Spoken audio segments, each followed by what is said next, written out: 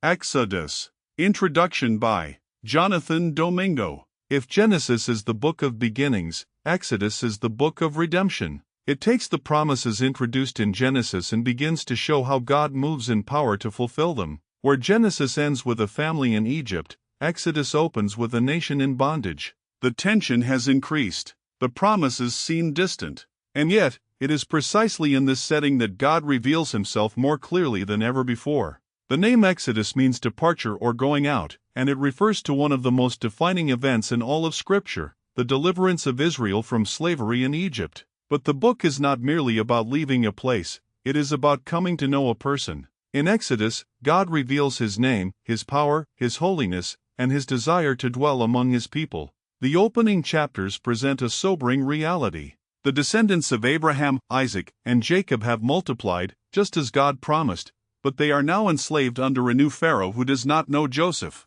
What once was a place of provision has become a place of oppression. This sets the stage for one of the central themes of the book. God hears the cry of his people and acts on their behalf.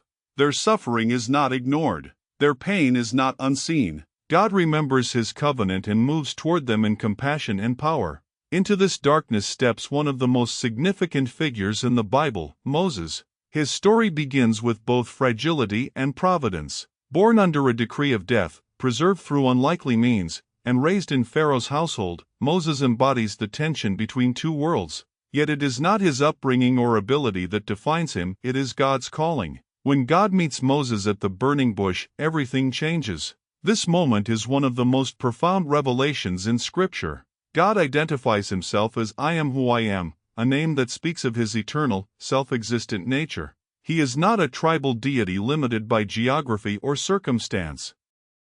He is the God who is unchanging, sovereign, and present. And this God commissions Moses to confront Pharaoh and lead his people out of Egypt. What follows is a dramatic display of divine power. The plagues that fall upon Egypt are not random acts of judgment, they are targeted demonstrations that reveal the superiority of the God of Israel over the gods of Egypt. Each plague dismantles a piece of Egypt's religious and political identity. Pharaoh's resistance only amplifies the power of God. The message is clear: God is not only able to deliver, he will. The climax of this confrontation is the Passover. This event stands at the heart of Exodus and, in many ways, at the heart of the entire Bible. God instructs his people to sacrifice a lamb and apply its blood to their doorposts. When judgment passes through the land, those covered by the blood are spared. This is more than a historical moment, it is a theological cornerstone. It introduces the principle of substitutionary sacrifice, that life can be preserved through the death of another. This theme will echo throughout Scripture and find its ultimate fulfillment in Christ. With the Passover comes the long-awaited deliverance. Israel leaves Egypt not as fugitives but as a people redeemed. Yet their journey is not immediately one of ease. They are led into the wilderness, where they encounter both provision and testing. The crossing of the Red Sea becomes a defining moment of salvation. Trapped between Pharaoh's army and the waters, Israel witnesses the power of God as he makes a way where there is none. It is a moment that will be remembered and referenced throughout the Bible as a picture of God's saving power. But redemption in Exodus is not only about being brought out, it is about being brought in. God delivers his people so that they might belong to him. This becomes clear when they arrive at Mount Sinai. Here, the focus of the book shifts from deliverance to covenant. God establishes a formal relationship with Israel, declaring them to be his treasured possession, a kingdom of priests, and a holy nation. The giving of the law, including the 10 Commandments, is often misunderstood as a burden imposed on the people. But in its proper context, it is a gift. The law reveals God's character and provides a framework for living in relationship with him and with one another. It is not the means of earning redemption, it is the response to it. Israel is not given the law to become God's people, they are given the law because they already are his people. Yet even in this sacred moment, the weakness of humanity is exposed. While Moses is on the mountain receiving instruction from God, the people quickly turn to idolatry, crafting a golden calf to worship. This incident reveals how deeply ingrained the tendency towards sin is, even among those who have witnessed God's power firsthand. It is a sobering reminder that external deliverance does not automatically produce internal transformation. And still, God's mercy prevails. Though judgment is real, so is grace. God renews his covenant with Israel and continues to lead them. One of the most remarkable aspects of Exodus is God's desire not only to rescue his people but to dwell among them. This is seen in the detailed instructions for the tabernacle, a portable sanctuary that represents God's presence in the midst of the camp. At first glance, the sections describing the tabernacle may seem overly detailed or difficult to follow, but they are deeply significant. Every element, the structure, the materials, the priesthood, the sacrifices, points to a greater reality. The tabernacle is a visible reminder that a holy God desires to be near his people, but that access to him must come on his terms. It reveals both the nearness and the holiness of God. The book concludes not with Israel entering the promised land, but with the glory of the Lord filling the tabernacle. This is intentional. The ultimate goal of Exodus is not simply freedom from slavery or arrival at a destination. It is the presence of God among his people. That is the true fulfillment of redemption. Exodus, then, is more than a story of ancient deliverance. It is a revelation of God as Redeemer, Lawgiver, and Dweller. It shows us a God who hears, who acts, who saves, and who desires relationship. It lays the foundation for understanding salvation not as human achievement, but as divine intervention. For the reader, Exodus invites a deeper reflection on what it means to be delivered. It challenges us to see that salvation is not merely about escape from something, but entrance into something greater, a life shaped by God's presence, guided by his word, and sustained by his grace. Exodus. Now these are the names of the children of Israel, which came into Egypt. Every man and his household came with Jacob: Reuben, Simeon, Levi, and Judah; Issachar, Zebulun, and Benjamin; Dan, and Naphtali, Gad, and Asher. And all the souls that came out of the loins of Jacob were 70 souls, for Joseph was in Egypt already. And Joseph died, and all his brethren, and all that generation. And the children of Israel were fruitful, and increased abundantly, and multiplied, and waxed exceeding mighty, and the land was filled with them. Now there arose up a new king over Egypt, which knew not Joseph. And he said unto his people, Behold, the people of the children of Israel are more and mightier than we. Come on, let us deal wisely with them, lest they multiply. And it come to pass, that, when there falleth out any war, they join also unto our enemies, and fight against us, and so get them up out of the land. Therefore they did set over them taskmasters to afflict them with their burdens. And they built for Pharaoh treasure cities, Pithom and Ramses. But the more they afflicted them, the more they multiplied and grew. And they were grieved because of the children of Israel. And the Egyptians made the children of Israel to serve with rigor. And they made their lives bitter with hard bondage, in mortar, and in brick, and in all manner of service in the field. All their service, wherein they made them serve, was with rigor. And the king of Egypt spake to the Hebrew midwives, of which the name of the one was Shiphrah, and the name of the other Puah. And he said, When ye do the office of a midwife to the Hebrew women, and see them upon the stools, if it be a son, then ye shall kill him, but if it be a daughter, then she shall live. But the midwives feared God, and did not as the king of Egypt commanded them, but saved the men children alive. And the king of Egypt called for the midwives, and said unto them, Why have ye done this thing, and have saved the men children alive? And the midwives said unto Pharaoh, Because the Hebrew women are not as the Egyptian women, for they are lively, and are delivered ere the midwives come in unto them. Therefore God dealt well with the midwives, and the people multiplied, and waxed very mighty. And it came to pass, because the midwives feared God, that he made them houses. And Pharaoh charged all his people, saying, Every son that is born ye shall cast into the river, and every daughter ye shall save alive. And there went a man of the house of Levi, and took to wife a daughter of Levi.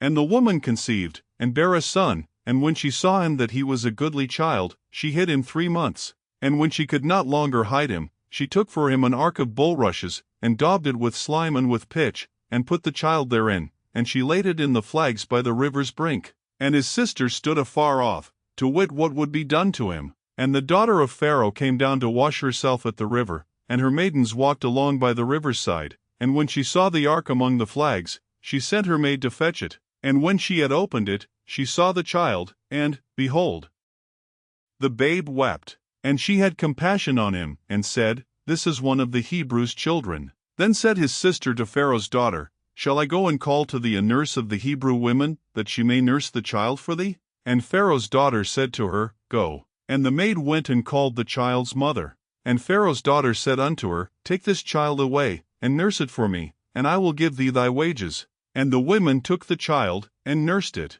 And the child grew, and she brought him unto Pharaoh's daughter, and he became her son. And she called his name Moses, and she said, Because I drew him out of the water. And it came to pass in those days, when Moses was grown, that he went out unto his brethren, and looked on their burdens, and he spied an Egyptian smiting an Hebrew, one of his brethren. And he looked this way and that way, and when he saw that there was no man, he slew the Egyptian, and hid him in the sand. And when he went out the second day, behold, 2 men of the Hebrews strove together. And he said to him that did the wrong, Wherefore smitest thou thy fellow? And he said, Who made thee a prince and a judge over us? Intendest thou to kill me, as thou killedst the Egyptian? And Moses feared, and said, Surely this thing is known. Now when Pharaoh heard this thing, he sought to slay Moses. But Moses fled from the face of Pharaoh, and dwelt in the land of Midian, and he sat down by a well. Now the priest of Midian had 7 daughters, and they came and drew water, and filled the troughs to water their father's flock.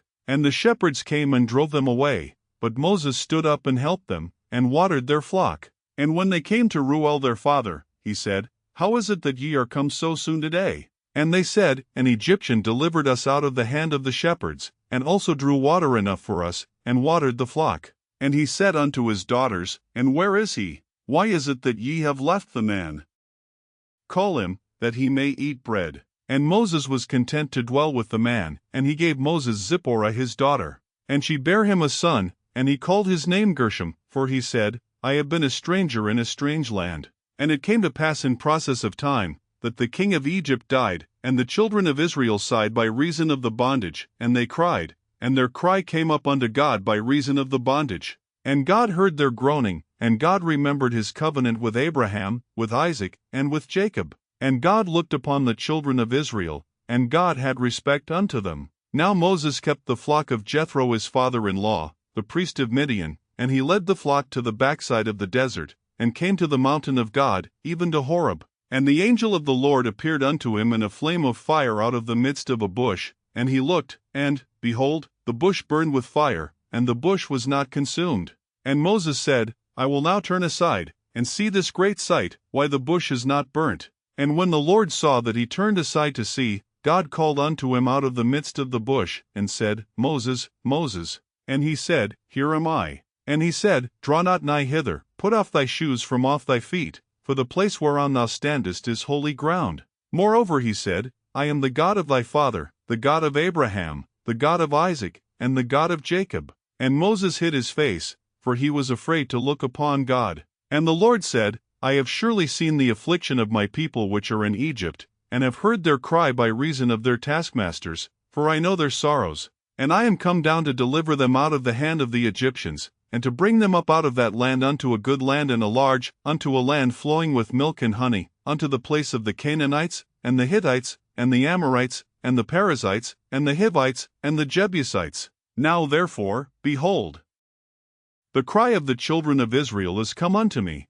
and I have also seen the oppression wherewith the Egyptians oppress them. Come now therefore, and I will send thee unto Pharaoh, that thou mayest bring forth my people the children of Israel out of Egypt. And Moses said unto God, Who am I, that I should go unto Pharaoh, and that I should bring forth the children of Israel out of Egypt? And he said, Certainly I will be with thee, and this shall be a token unto thee, that I have sent thee, when thou hast brought forth the people out of Egypt, ye shall serve God upon this mountain. And Moses said unto God, Behold, when I come unto the children of Israel, and shall say unto them, The God of your fathers hath sent me unto you, and they shall say to me, What is his name? What shall I say unto them? And God said unto Moses, I am that I am. And he said, Thus shalt thou say unto the children of Israel, I am hath sent me unto you. And God said moreover unto Moses, Thus shalt thou say unto the children of Israel, The Lord God of your fathers, the God of Abraham, the God of Isaac, and the God of Jacob, hath sent me unto you. This is my name forever, and this is my memorial unto all generations.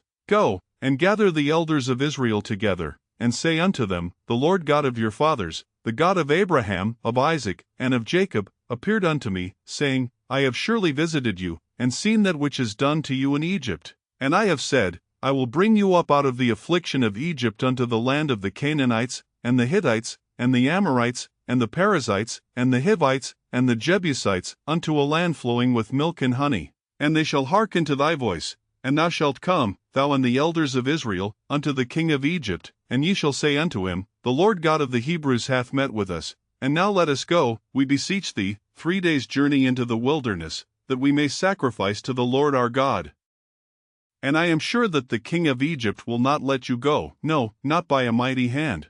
And I will stretch out my hand, and smite Egypt with all my wonders which I will do in the midst thereof, and after that he will let you go. And I will give this people favor in the sight of the Egyptians, and it shall come to pass, that, when ye go, ye shall not go empty. But every woman shall borrow of her neighbor, and of her that sojourneth in her house, jewels of silver, and jewels of gold, and raiment, and ye shall put them upon your sons, and upon your daughters, and ye shall spoil the Egyptians. And Moses answered and said, But, behold, they will not believe me, nor hearken unto my voice, for they will say, The Lord hath not appeared unto thee. And the Lord said unto him, What is that in thine hand? And he said, A rod. And he said, Cast it on the ground. And he cast it on the ground, and it became a serpent, and Moses fled from before it. And the Lord said unto Moses, Put forth thine hand, and take it by the tail. And he put forth his hand, and caught it, and it became a rod in his hand, that they may believe that the Lord God of their fathers, the God of Abraham, the God of Isaac, and the God of Jacob, hath appeared unto thee.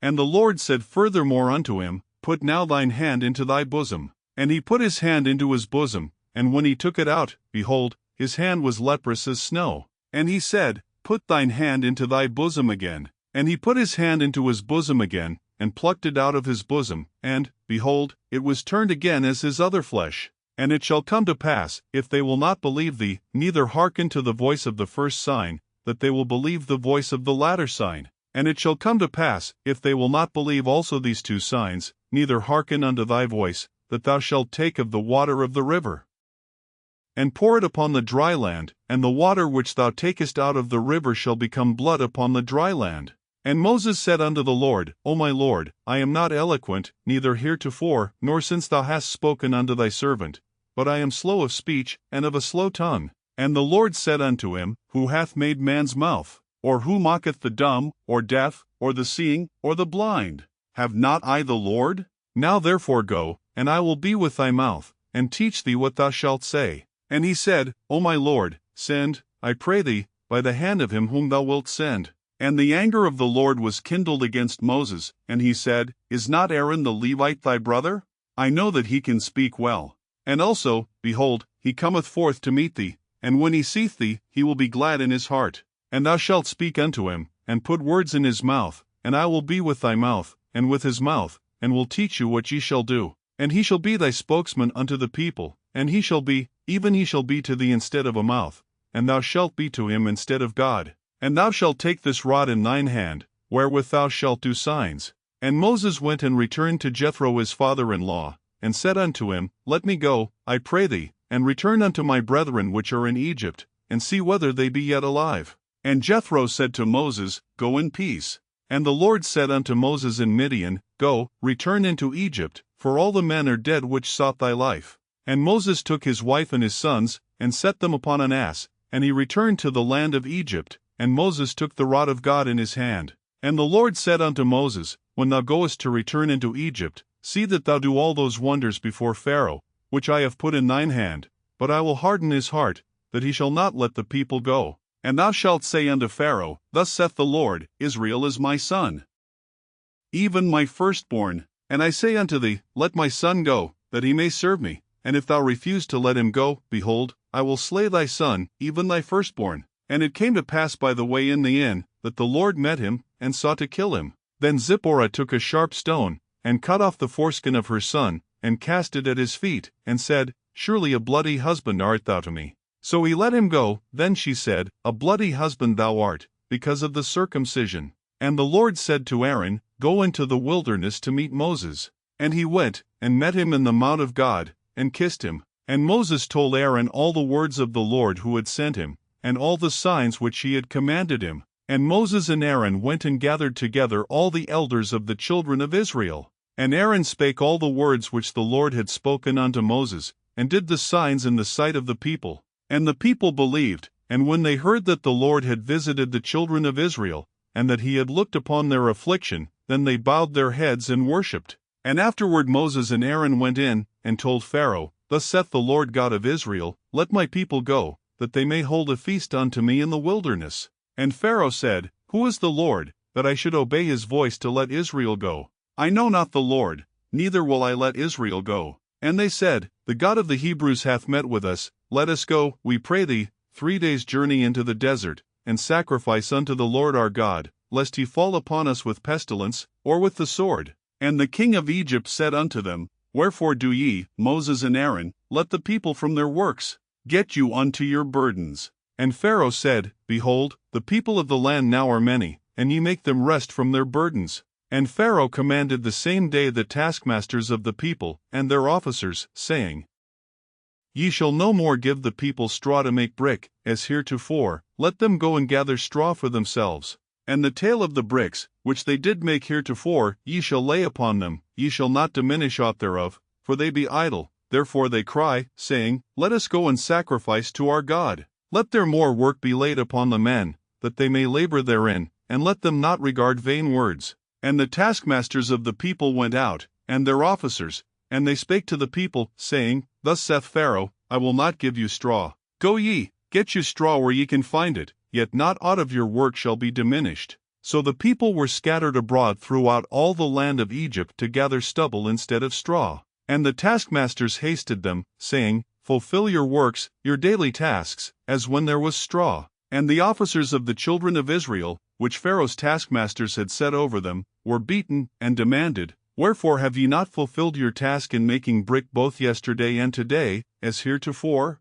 Then the officers of the children of Israel came and cried unto Pharaoh, saying, Wherefore dealest thou thus with thy servants?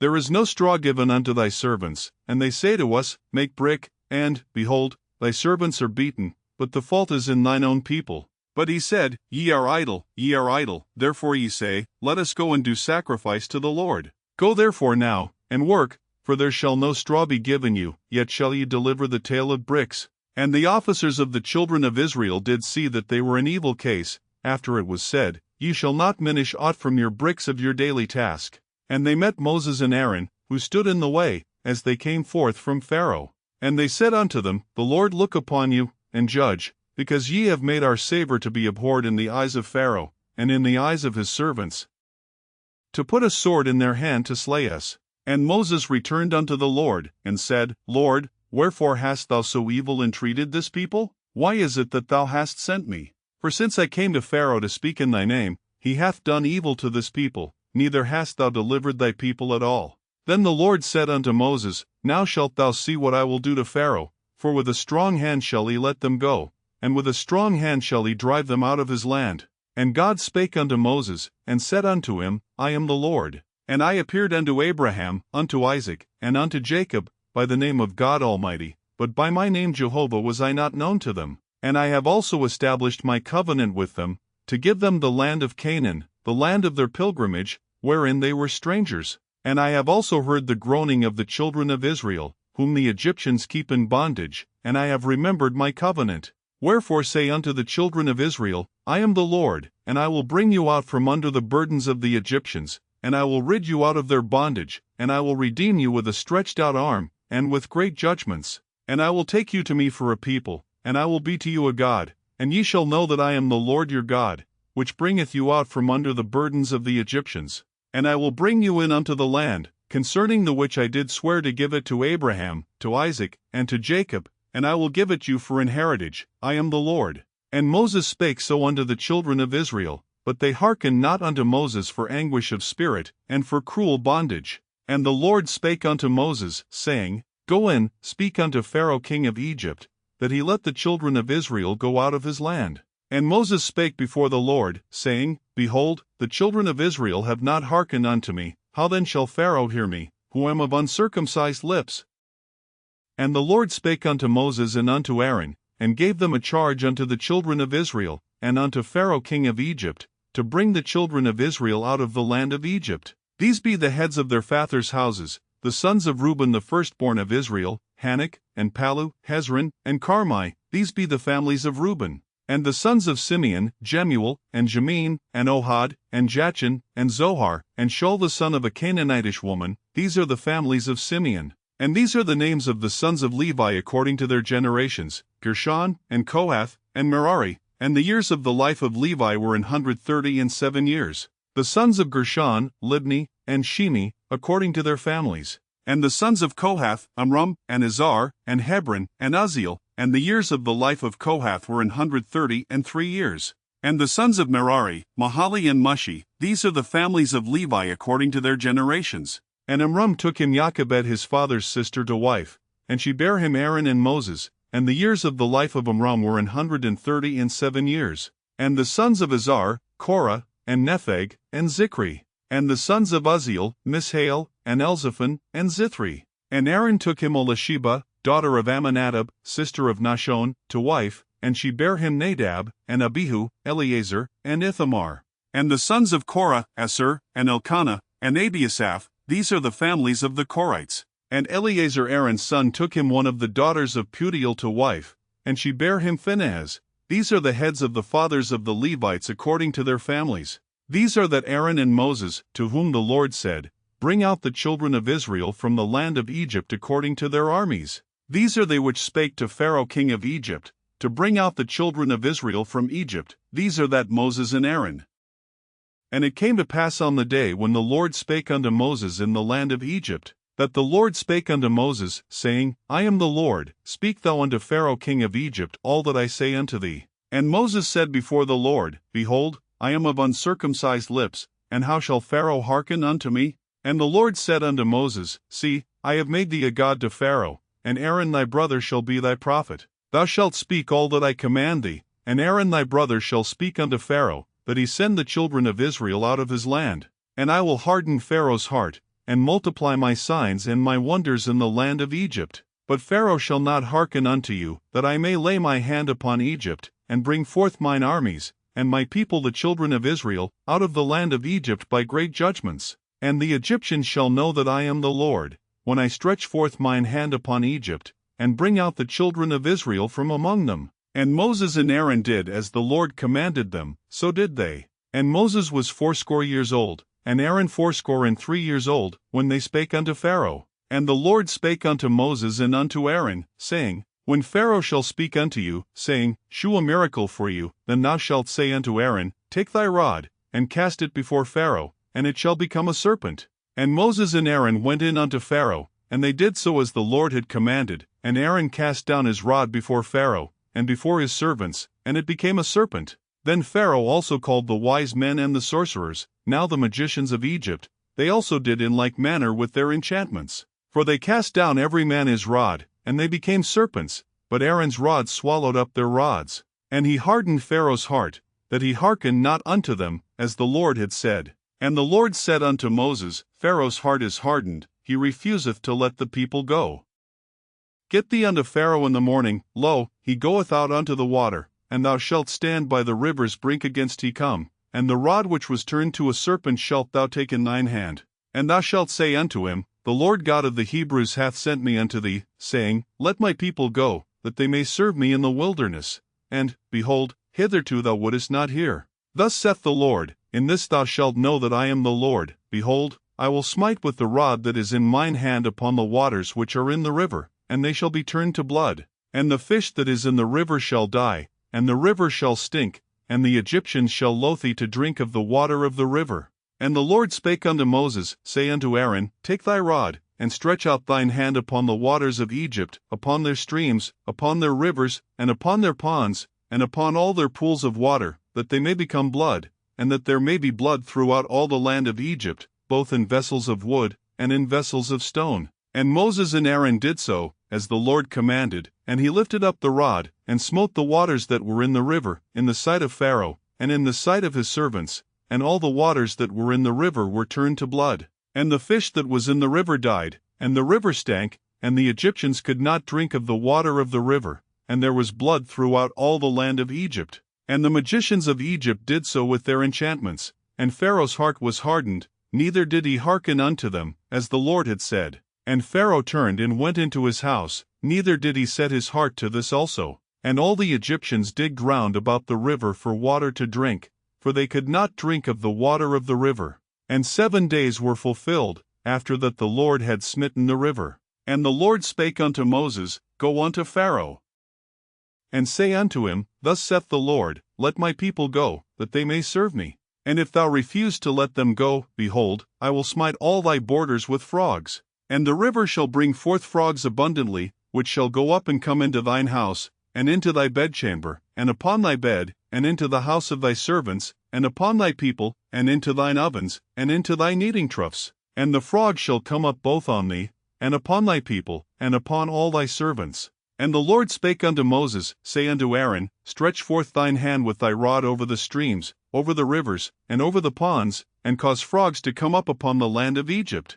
And Aaron stretched out his hand over the waters of Egypt, and the frogs came up, and covered the land of Egypt. And the magicians did so with their enchantments, and brought up frogs upon the land of Egypt. Then Pharaoh called for Moses and Aaron, and said, Entreat the Lord, that he may take away the frogs from me, and from my people, and I will let the people go, that they may do sacrifice unto the Lord. And Moses said unto Pharaoh, Glory over me, when shall I entreat for thee, and for thy servants, and for thy people, to destroy the frogs from thee and thy houses, that they may remain in the river only? And he said, Tomorrow. And he said, Be it according to thy word, that thou mayest know that there is none like unto the Lord our God. And the frogs shall depart from thee, and from thy houses, and from thy servants, and from thy people, they shall remain in the river only. And Moses and Aaron went out from Pharaoh, and Moses cried unto the Lord because of the frogs which he had brought against Pharaoh. And the Lord did according to the word of Moses, and the frogs died out of the houses, out of the villages, and out of the fields. And they gathered them together upon heaps, and the land stank. But when Pharaoh saw that there was respite, he hardened his heart, and hearkened not unto them, as the Lord had said. And the Lord said unto Moses, Say unto Aaron, Stretch out thy rod, and smite the dust of the land, that it may become lice throughout all the land of Egypt. And they did so, for Aaron stretched out his hand with his rod, and smote the dust of the earth, and it became lice in man, and in beast, all the dust of the land became lice throughout all the land of Egypt. And the magicians did so with their enchantments to bring forth lice, but they could not, so there were lice upon man, and upon beast. Then the magicians said unto Pharaoh, This is the finger of God. And Pharaoh's heart was hardened, and he hearkened not unto them, as the Lord had said. And the Lord said unto Moses, Rise up early in the morning, and stand before Pharaoh. Lo, he cometh forth to the water. And say unto him, Thus saith the Lord, Let my people go, that they may serve me. Else, if thou wilt not let my people go, behold, I will send swarms of flies upon thee,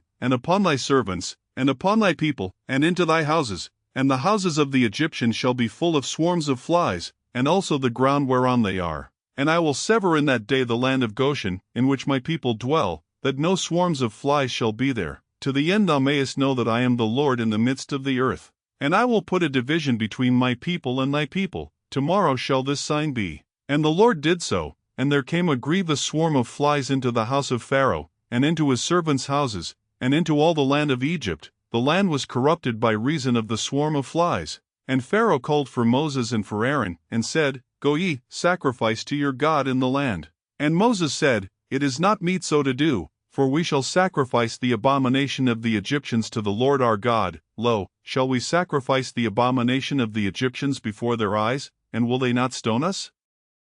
We will go 3 days' journey into the wilderness, and sacrifice to the Lord our God, as he shall command us. And Pharaoh said, I will let you go, that ye may sacrifice to the Lord your God in the wilderness. Only ye shall not go very far away. Entreat for me. And Moses said, Behold, I go out from thee, and I will entreat the Lord that the swarms of flies may depart from Pharaoh, from his servants, and from his people, tomorrow. But let not Pharaoh deal deceitfully any more in not letting the people go to sacrifice to the Lord. And Moses went out from Pharaoh, and entreated the Lord. And the Lord did according to the word of Moses, and he removed the swarms of flies from Pharaoh, from his servants, and from his people. There remained not one. And Pharaoh hardened his heart at this time also, neither would he let the people go. Then the Lord said unto Moses, Go in unto Pharaoh, and tell him, Thus saith the Lord God of the Hebrews, Let my people go, that they may serve me. For if thou refuse to let them go, and wilt hold them still, Behold, the hand of the Lord is upon thy cattle which is in the field, upon the horses, upon the asses, upon the camels, upon the oxen, and upon the sheep,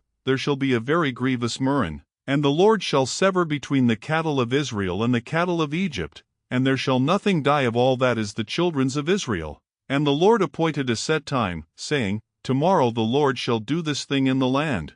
And the Lord did that thing on the morrow, and all the cattle of Egypt died, but of the cattle of the children of Israel died not one. And Pharaoh sent, and, behold, there was not one of the cattle of the Israelites dead. And the heart of Pharaoh was hardened, and he did not let the people go. And the Lord said unto Moses and unto Aaron, Take to you handfuls of ashes of the furnace, and let Moses sprinkle it toward the heaven in the sight of Pharaoh, and it shall become small dust in all the land of Egypt. And shall be a boil breaking forth with blains upon man, and upon beast, throughout all the land of Egypt. And they took ashes of the furnace, and stood before Pharaoh, and Moses sprinkled it up toward heaven, and it became a boil breaking forth with blains upon man, and upon beast. And the magicians could not stand before Moses because of the boils, for the boil was upon the magicians, and upon all the Egyptians. And the Lord hardened the heart of Pharaoh, and he hearkened not unto them, as the Lord had spoken unto Moses. And the Lord said unto Moses, Rise up early in the morning, and stand before Pharaoh, and say unto him, Thus saith the Lord God of the Hebrews, Let my people go, that they may serve me. For I will at this time send all my plagues upon thine heart, and upon thy servants, and upon thy people, that thou mayest know that there is none like me in all the earth. For now I will stretch out my hand, that I may smite thee and thy people with pestilence, and thou shalt be cut off from the earth. And in very deed for this cause have I raised thee up, for to shew in thee my power, and that my name may be declared throughout all the earth. As yet exaltest thou thyself against my people, that thou wilt not let them go? Behold, tomorrow about this time I will cause it to rain a very grievous hail, such as hath not been in Egypt since the foundation thereof even until now. Send therefore now, and gather thy cattle, and all that thou hast in the field, for upon every man and beast which shall be found in the field, and shall not be brought home, the hail shall come down upon them, and they shall die. He that feared the word of the Lord among the servants of Pharaoh made his servants and his cattle flee into the houses. And he that regarded not the word of the Lord left his servants and his cattle in the field. And the Lord said unto Moses, Stretch forth thine hand toward heaven, that there may be hail in all the land of Egypt, upon man, and upon beast, and upon every herb of the field, throughout the land of Egypt. And Moses stretched forth his rod toward heaven, and the Lord sent thunder and hail, and the fire ran along upon the ground, and the Lord rained hail upon the land of Egypt. So there was hail, and fire mingled with the hail, very grievous, such as there was none like it in all the land of Egypt since it became a nation. And the hail smote throughout all the land of Egypt all that was in the field, both man and beast, and the hail smote every herb of the field, and brake every tree of the field. Only in the land of Goshen, where the children of Israel were, was there no hail. And Pharaoh sent, and called for Moses and Aaron, and said unto them, I have sinned this time, the Lord is righteous, and I and my people are wicked. Entreat the Lord, for it is enough, that there be no more mighty thunderings and hail, and I will let you go, and ye shall stay no longer.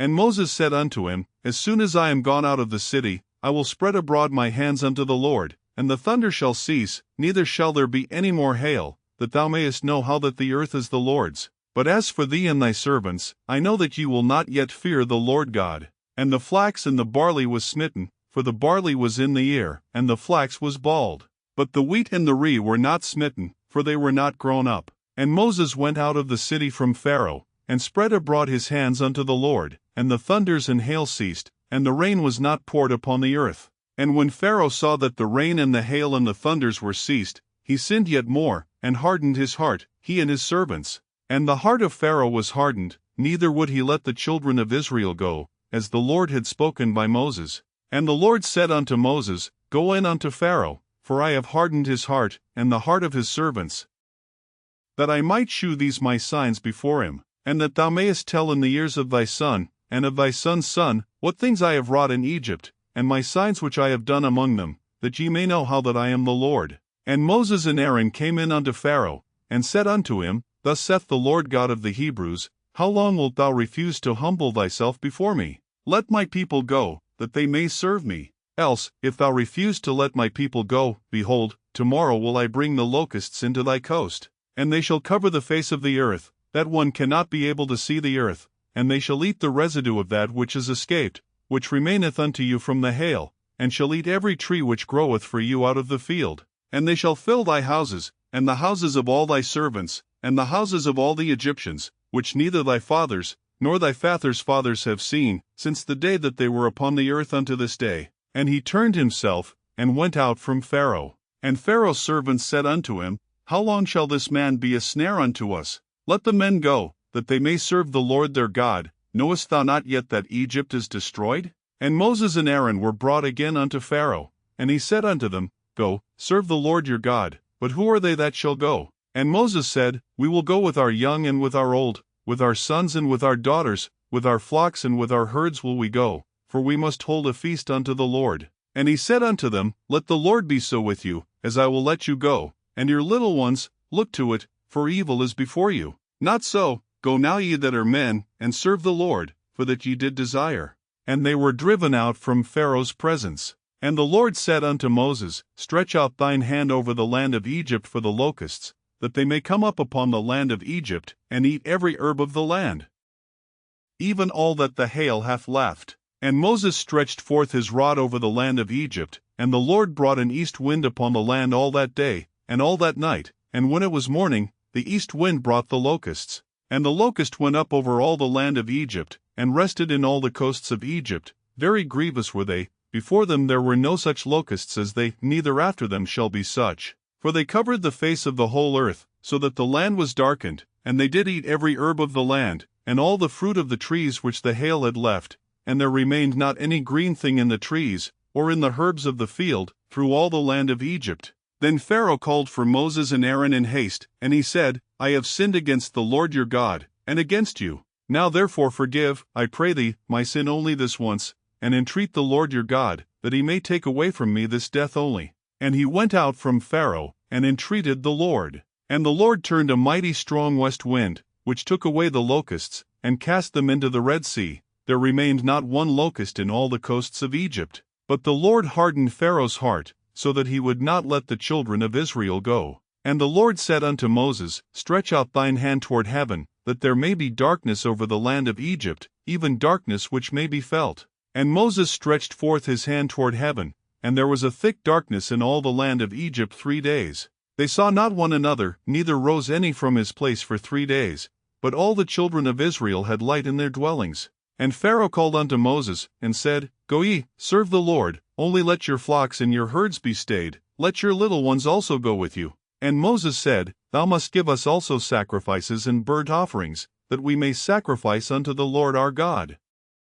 Our cattle also shall go with us, there shall not an hoof be left behind, for thereof must we take to serve the Lord our God, and we know not with what we must serve the Lord, until we come thither. But the Lord hardened Pharaoh's heart, and he would not let them go. And Pharaoh said unto him, Get thee from me, take heed to thyself, see my face no more, for in that day thou sayest my face thou shalt die. And Moses said, Thou hast spoken well, I will see thy face again no more. And the Lord said unto Moses, Yet will I bring one plague more upon Pharaoh, and upon Egypt. Afterwards he will let you go hence. When he shall let you go, he shall surely thrust you out hence altogether. Speak now in the ears of the people, and let every man borrow of his neighbor, and every woman of her neighbor, jewels of silver and jewels of gold. And the Lord gave the people favor in the sight of the Egyptians. Moreover the man Moses was very great in the land of Egypt, in the sight of Pharaoh's servants, and in the sight of the people. And Moses said, Thus saith the Lord, About midnight will I go out into the midst of Egypt.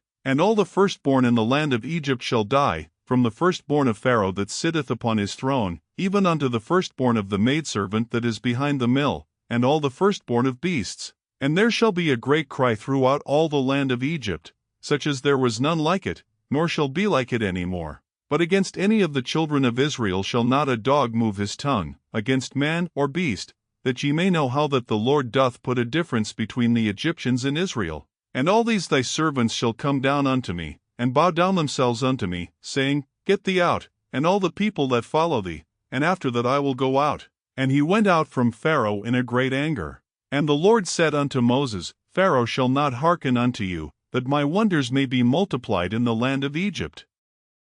And Moses and Aaron did all these wonders before Pharaoh, and the Lord hardened Pharaoh's heart, so that he would not let the children of Israel go out of his land. And the Lord spake unto Moses and Aaron in the land of Egypt, saying, This month shall be unto you the beginning of months, it shall be the first month of the year to you. Speak ye unto all the congregation of Israel, saying, In the 10th day of this month they shall take to them every man a lamb, according to the house of their fathers, a lamb for an house. And if the household be too little for the lamb, let him and his neighbor next unto his house take it according to the number of the souls.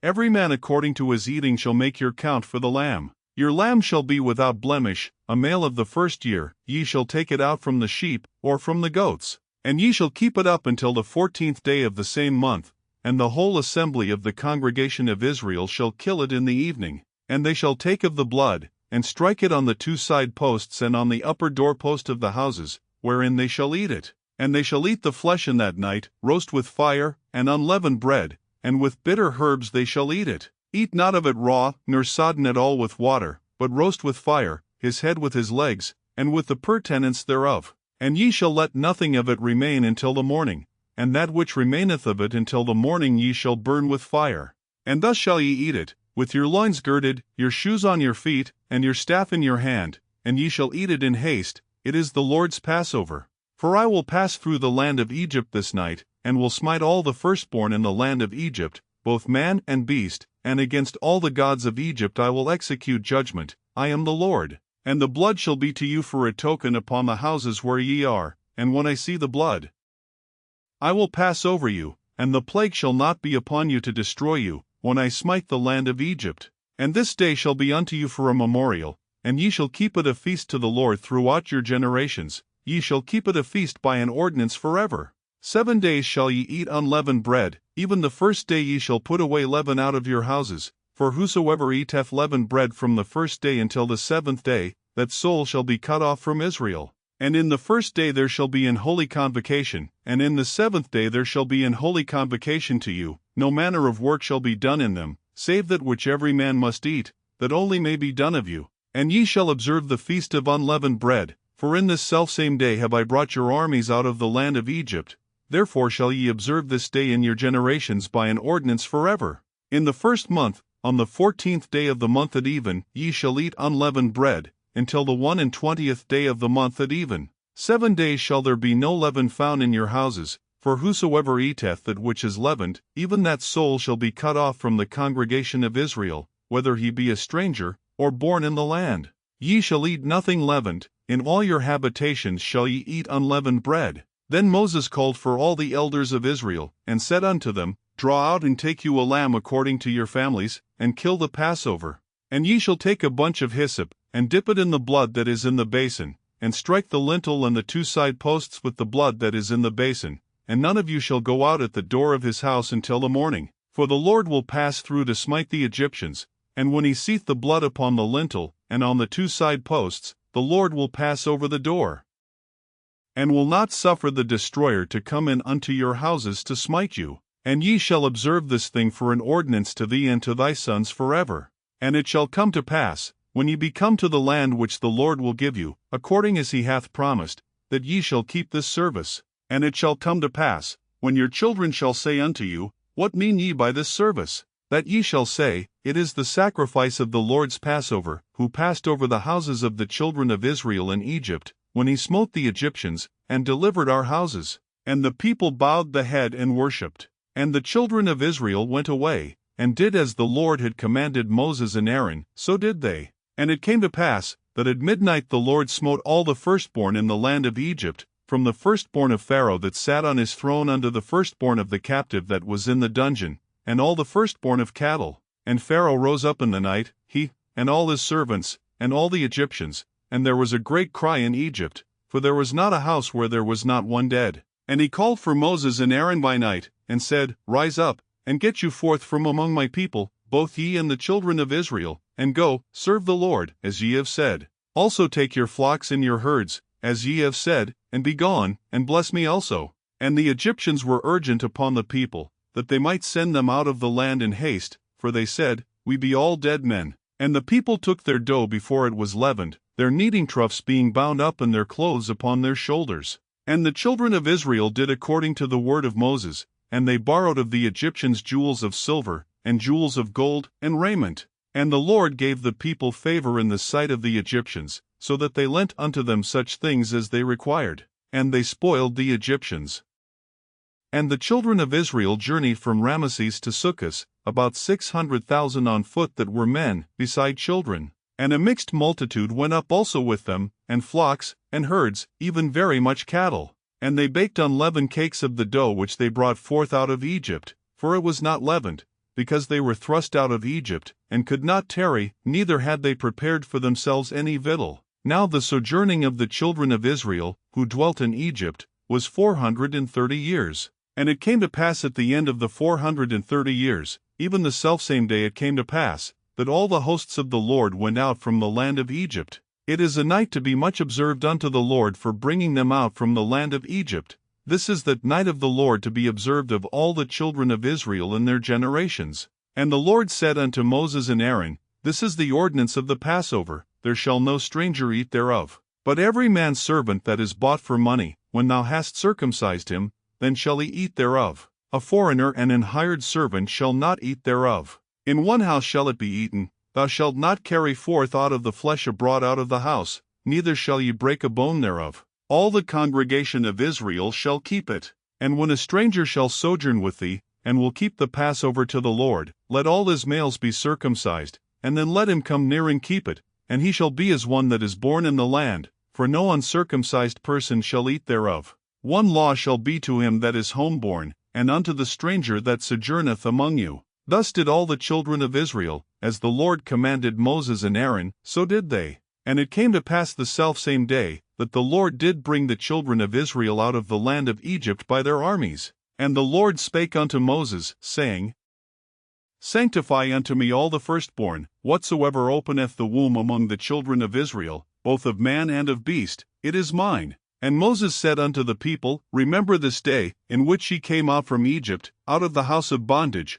for by strength of hand the Lord brought you out from this place. There shall no leavened bread be eaten. This day came ye out in the month Abib. And it shall be when the Lord shall bring thee into the land of the Canaanites, and the Hittites, and the Amorites, and the Hivites, and the Jebusites, which he sware unto thy fathers to give thee, a land flowing with milk and honey, that thou shalt keep this service in this month. 7 days thou shalt eat unleavened bread, and in the 7th day shall be a feast to the Lord. Unleavened bread shall be eaten 7 days, and there shall no leavened bread be seen with thee, neither shall there be leaven seen with thee in all thy quarters. And thou shalt shew thy son in that day, saying, This is done because of that which the Lord did unto me when I came forth out of Egypt. And it shall be for a sign unto thee upon thine hand, and for a memorial between thine eyes, that the Lord's law may be in thy mouth. For with a strong hand hath the Lord brought thee out of Egypt. Thou shalt therefore keep this ordinance in his season from year to year. And it shall be when the Lord shall bring thee into the land of the Canaanites, as he sware unto thee and to thy fathers, and shall give it thee, that thou shalt set apart unto the Lord all that openeth the matrix, and every firstling that cometh of a beast which thou hast, the males shall be the Lord's. And every firstling of an ass thou shalt redeem with a lamb, and if thou wilt not redeem it, then thou shalt break his neck. And all the firstborn of man among thy children shalt thou redeem. And it shall be when thy son asketh thee in time to come, saying, What is this? That thou shalt say unto him, By strength of hand the Lord brought us out from Egypt, from the house of bondage. And it came to pass, when Pharaoh would hardly let us go, that the Lord slew all the firstborn in the land of Egypt, both the firstborn of man, and the firstborn of beast. Therefore I sacrifice to the Lord all that openeth the matrix, being males, but all the firstborn of my children I redeem. And it shall be for a token upon thine hand, and for frontlets between thine eyes, for by strength of hand the Lord brought us forth out of Egypt. And it came to pass, when Pharaoh had let the people go, that God led them not through the way of the land of the Philistines, although that was near, for God said, Lest peradventure the people repent when they see war, and they return to Egypt. But God led the people about, through the way of the wilderness of the Red Sea, and the children of Israel went up harnessed out of the land of Egypt. And Moses took the bones of Joseph with him, for he had straitly sworn the children of Israel, saying, God will surely visit you, and ye shall carry up my bones away hence with you. And they took their journey from Succoth, and encamped in Etham, in the edge of the wilderness. And the Lord went before them by day in a pillar of a cloud, to lead them the way, and by night in a pillar of fire, to give them light, to go by day and night. He took not away the pillar of the cloud by day, nor the pillar of fire by night, from before the people. And the Lord spake unto Moses, saying, Speak unto the children of Israel, that they turn and encamp before Pi-hahiroth, between Migdol and the sea, over against Baalzephon, before it shall ye encamp by the sea. For Pharaoh will say of the children of Israel, They are entangled in the land, the wilderness hath shut them in. And I will harden Pharaoh's heart, that he shall follow after them, and I will be honored upon Pharaoh, and upon all his host, that the Egyptians may know that I am the Lord. And they did so.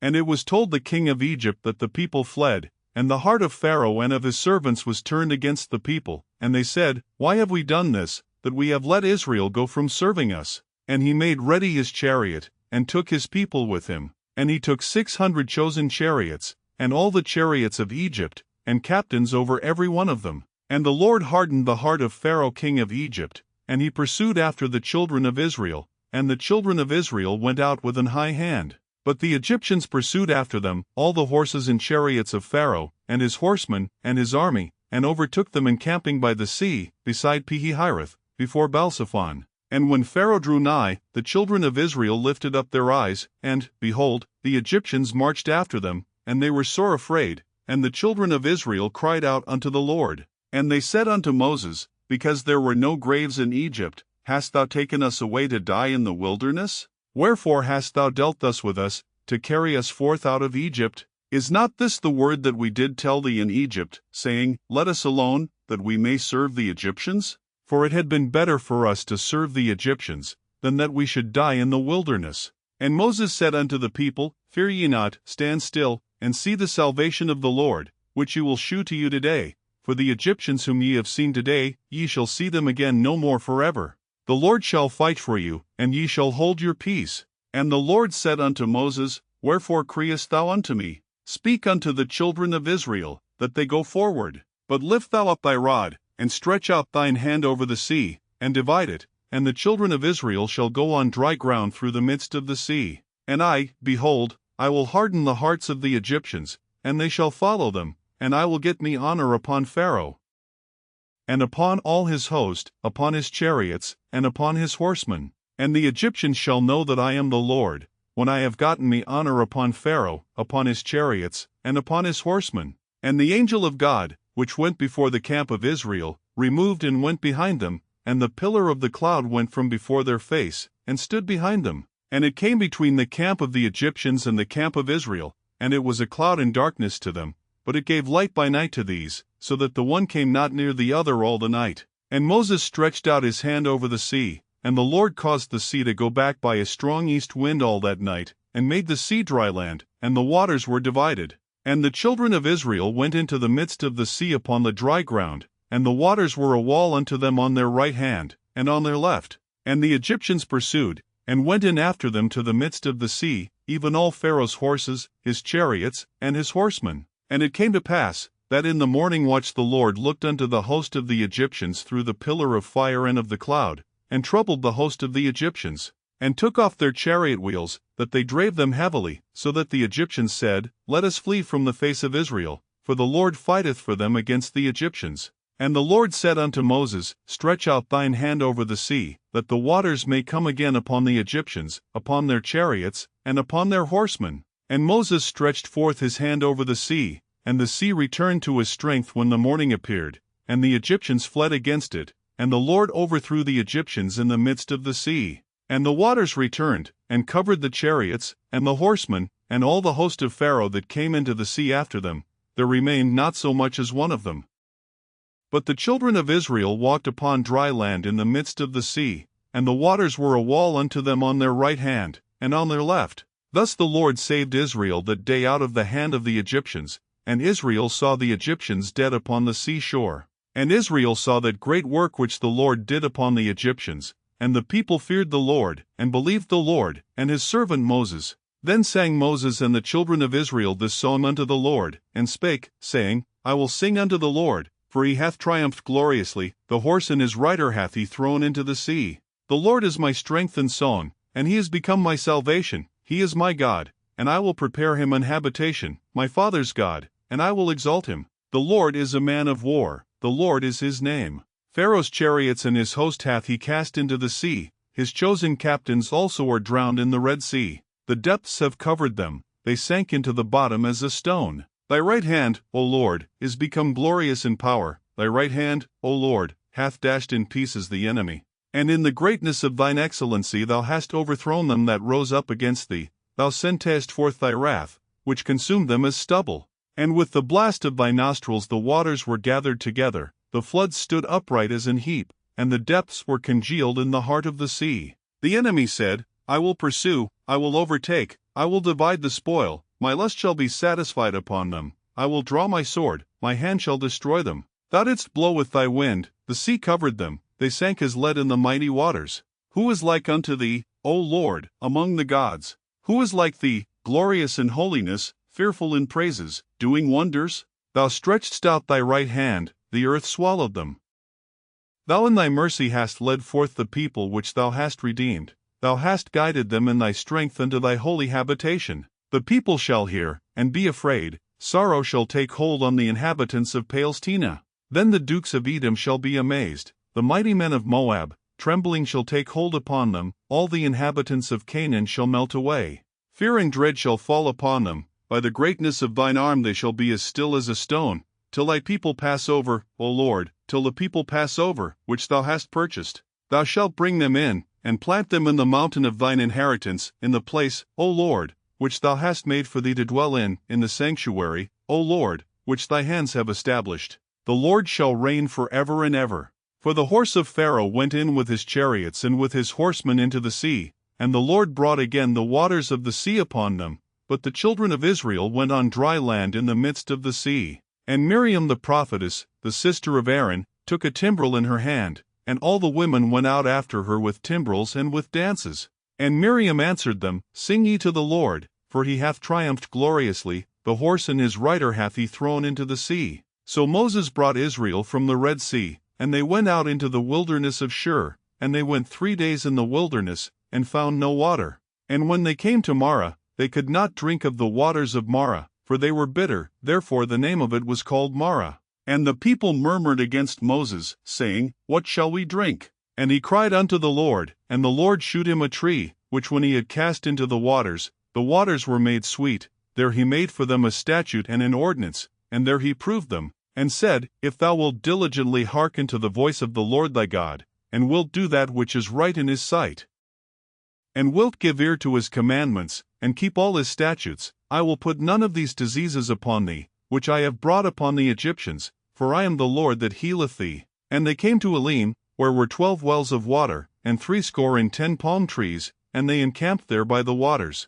And they took their journey from Elim, and all the congregation of the children of Israel came unto the wilderness of Sin, which is between Elim and Sinai, on the 15th day of the 2nd month after their departing out of the land of Egypt. And the whole congregation of the children of Israel murmured against Moses and Aaron in the wilderness. And the children of Israel said unto them, Would to God we had died by the hand of the Lord in the land of Egypt, when we sat by the flesh pots, and when we did eat bread to the full, for ye have brought us forth into this wilderness, to kill this whole assembly with hunger. Then said the Lord unto Moses, Behold, I will rain bread from heaven for you, and the people shall go out and gather a certain rate every day, that I may prove them, whether they will walk in my law, or no. And it shall come to pass, that on the 6th day they shall prepare that which they bring in, and it shall be twice as much as they gather daily. And Moses and Aaron said unto all the children of Israel, At even, then ye shall know that the Lord hath brought you out from the land of Egypt. And in the morning, then ye shall see the glory of the Lord,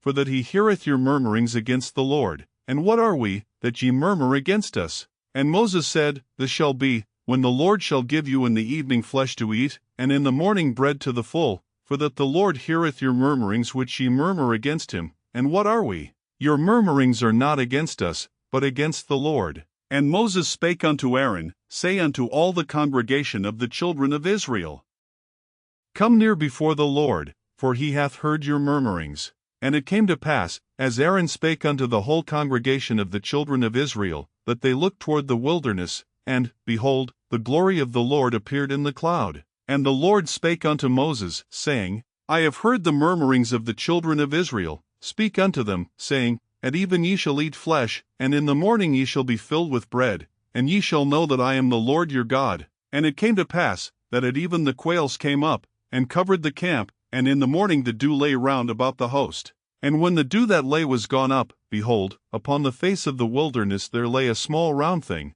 as small as the hoarfrost on the ground. And when the children of Israel saw it, they said one to another, It is manna, for they wist not what it was. And Moses said unto them, This is the bread which the Lord hath given you to eat. This is the thing which the Lord hath commanded. Gather of it every man according to his eating, an omer for every man, according to the number of your persons. Take ye every man for them which are in his tents. And the children of Israel did so, and gathered, some more, some less. And when they did meet it with an omer, he that gathered much had nothing over, and he that gathered little had no lack. They gathered every man according to his eating. And Moses said, Let no man leave of it till the morning. Notwithstanding they hearkened not unto Moses, but some of them left of it until the morning, and it bred worms, and stank, and Moses was wroth with them. And they gathered it every morning, every man according to his eating, and when the sun waxed hot, it melted. And it came to pass, that on the 6th day they gathered twice as much bread, 2 omers for one man, and all the rulers of the congregation came and told Moses.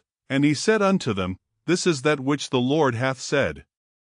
Tomorrow is the rest of the holy Sabbath unto the Lord. Bake that which you will bake today, and seethe that ye will seethe, and that which remaineth over lay up for you to be kept until the morning. And they laid it up till the morning, as Moses bade, and it did not stink, neither was there any worm therein. And Moses said, Eat that today, for today is a Sabbath unto the Lord. Today ye shall not find it in the field. 6 days ye shall gather it, but on the 7th day, which is the Sabbath, in it there shall be none. And it came to pass, that there went out some of the people on the 7th day for to gather, and they found none. And the Lord said unto Moses, How long refuse ye to keep my commandments and my laws? See, for that the Lord hath given you the Sabbath, therefore he giveth you on the 6th day the bread of 2 days. Abide ye every man in his place, let no man go out of his place on the 7th day. So the people rested on the 7th day. And the house of Israel called the name thereof manna, and it was like coriander seed, white, and the taste of it was like wafers made with honey. And Moses said, This is the thing which the Lord commandeth, fill an omer of it to be kept for your generations, that they may see the bread wherewith I have fed you in the wilderness, when I brought you forth from the land of Egypt. And Moses said unto Aaron, Take a pot, and put an omer full of manna therein, and lay it up before the Lord, to be kept for your generations. As the Lord commanded Moses, so Aaron laid it up before the testimony, to be kept. And the children of Israel did eat manna 40 years, until they came to a land inhabited. They did eat manna, until they came unto the borders of the land of Canaan. Now an omer is the 10th part of an ephah. And all the congregation of the children of Israel journeyed from the wilderness of Sin, after their journeys, according to the commandment of the Lord, and pitched in Rephidim, and there was no water for the people to drink. Wherefore the people did chide with Moses, and said, Give us water that we may drink. And Moses said unto them, Why chide ye with me? Wherefore do ye tempt the Lord?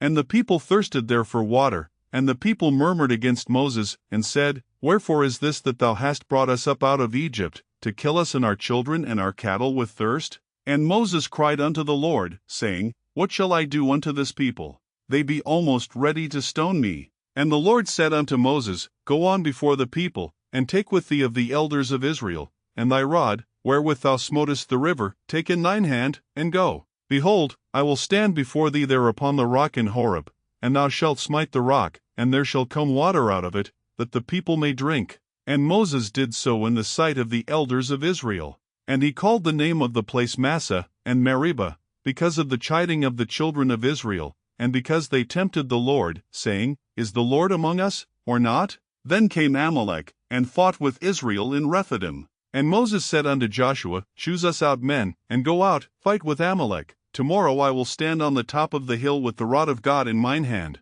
So Joshua did as Moses had said to him, and fought with Amalek, and Moses, Aaron, and Hur went up to the top of the hill. And it came to pass, when Moses held up his hand, that Israel prevailed, and when he let down his hand, Amalek prevailed. But Moses' hands were heavy, and they took a stone, and put it under him, and he sat thereon, and Aaron and Hur stayed up his hands, the one on the one side, and the other on the other side, and his hands were steady until the going down of the sun. And Joshua discomfited Amalek and his people with the edge of the sword. And the Lord said unto Moses, Write this for a memorial in a book, and rehearse it in the ears of Joshua, for I will utterly put out the remembrance of Amalek from under heaven. And Moses built an altar, and called the name of it Jehovah Nissi. For he said, Because the Lord hath sworn that the Lord will have war with Amalek from generation to generation. When Jethro, the priest of Midian, Moses' father-in-law, heard of all that God had done for Moses, and for Israel his people,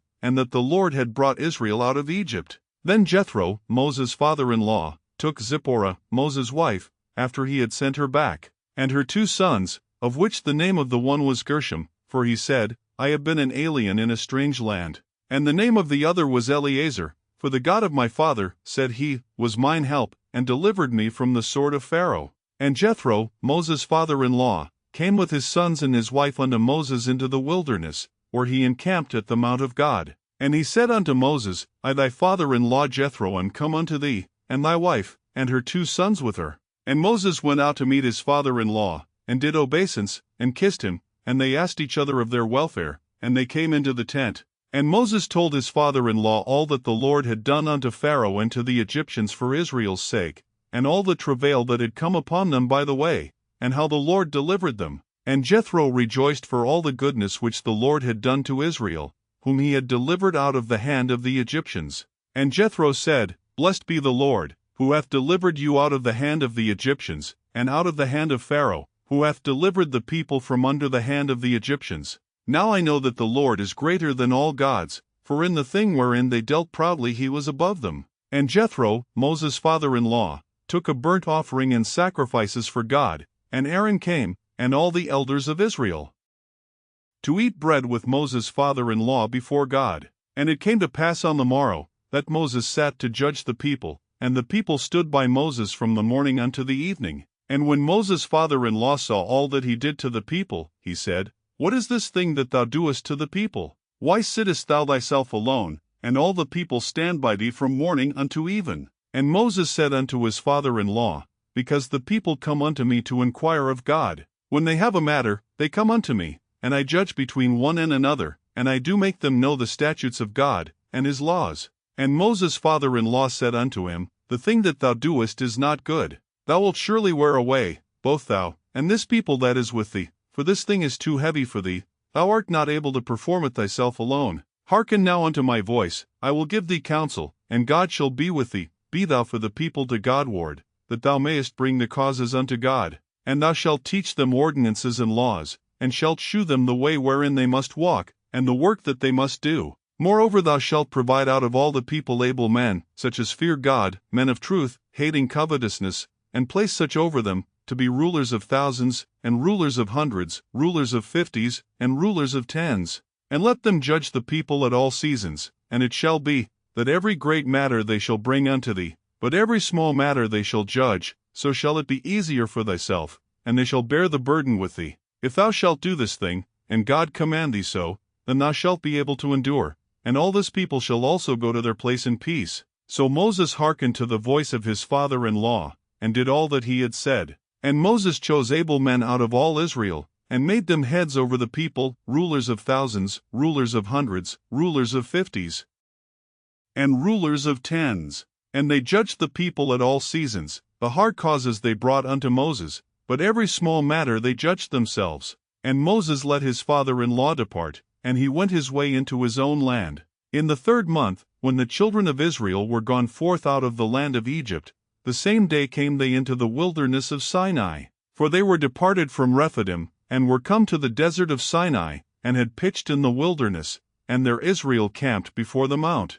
And Moses went up unto God, and the Lord called unto him out of the mountain, saying, Thus shalt thou say to the house of Jacob, and tell the children of Israel, Ye have seen what I did unto the Egyptians, and how I bare you on eagle's wings, and brought you unto myself. Now therefore, if ye will obey my voice indeed, and keep my covenant, then ye shall be a peculiar treasure unto me above all people, for all the earth is mine. And ye shall be unto me a kingdom of priests, and an holy nation. These are the words which thou shalt speak unto the children of Israel. And God spake all these words, saying, I am the Lord thy God, which have brought thee out of the land of Egypt, out of the house of bondage. Thou shalt have no other gods before me. Thou shalt not make unto thee any graven image, or any likeness of anything that is in heaven above, or that is in the earth beneath, or that is in the water under the earth. Thou shalt not bow down thyself to them, nor serve them. For I the Lord thy God am a jealous God, visiting the iniquity of the fathers upon the children unto the third and fourth generation of them that hate me, and shewing mercy unto thousands of them that love me, and keep my commandments. Thou shalt not take the name of the Lord thy God in vain, for the Lord will not hold him guiltless that taketh his name in vain. Remember the Sabbath day, to keep it holy. 6 days shalt thou labor, and do all thy work. But the seventh day is the Sabbath of the Lord thy God, in it thou shalt not do any work, thou, nor thy son, nor thy daughter, thy manservant, nor thy maidservant, nor thy cattle, nor thy stranger that is within thy gates. For in 6 days the Lord made heaven and earth, the sea, and all that in them is, and rested the seventh day. Wherefore the Lord blessed the Sabbath day, and hallowed it. Honor thy father and thy mother, that thy days may be long upon the land which the Lord thy God giveth thee. Thou shalt not kill. Thou shalt not commit adultery. Thou shalt not steal. Thou shalt not bear false witness against thy neighbor. Thou shalt not covet thy neighbor's house. Thou shalt not covet thy neighbor's wife, nor his manservant, nor his maidservant, nor his ox, nor his ass, nor anything that is thy neighbor's. And all the people saw the thunderings, and the lightnings, and the noise of the trumpet, and the mountain smoking, and when the people saw it, they removed, and stood afar off. And they said unto Moses, Speak thou with us, and we will hear, but let not God speak with us, lest we die. And Moses said unto the people, Fear not, for God is come to prove you, and that his fear may be before your faces, that ye sin not. And the people stood afar off, and Moses drew near unto the thick darkness where God was. And the Lord said unto Moses, Thus thou shalt say unto the children of Israel, Ye have seen that I have talked with you from heaven. Ye shall not make with me gods of silver, neither shall ye make unto you gods of gold. An altar of earth thou shalt make unto me, and shalt sacrifice thereon thy burnt offerings, and thy peace offerings, thy sheep, and thine oxen. In all places where I record my name I will come unto thee, and I will bless thee. And if thou wilt make me an altar of stone, thou shalt not build it of hewn stone. For if thou lift up thy tool upon it, thou hast polluted it. Neither shalt thou go up by steps unto mine altar, that thy nakedness be not discovered thereon. Now these are the judgments which thou shalt set before them. If thou buy an Hebrew servant, 6 years he shall serve, and in the 7th he shall go out free for nothing. If he came in by himself, he shall go out by himself. If he were married, then his wife shall go out with him. If his master have given him a wife, and she have borne him sons or daughters, the wife and her children shall be her master's, and he shall go out by himself. And if the servant shall plainly say, I love my master, my wife, and my children, I will not go out free, then his master shall bring him unto the judges. He shall also bring him to the door, or unto the doorpost, and his master shall bore his ear through with an aul, and he shall serve him forever. And if a man sell his daughter to be a maidservant, she shall not go out as the menservants do. If she please not her master, who hath betrothed her to himself, then shall he let her be redeemed. To sell her unto a strange nation he shall have no power, seeing he hath dealt deceitfully with her. And if he have betrothed her unto his son, he shall deal with her after the manner of daughters. If he take him another wife, her food, her raiment, and her duty of marriage, shall he not diminish. And if he do not these 3 unto her, then shall she go out free without money. He that smitteth a man, so that he die, shall be surely put to death. And if a man lie not in wait, but God deliver him into his hand, then I will appoint thee a place whither he shall flee. But if a man come presumptuously upon his neighbor,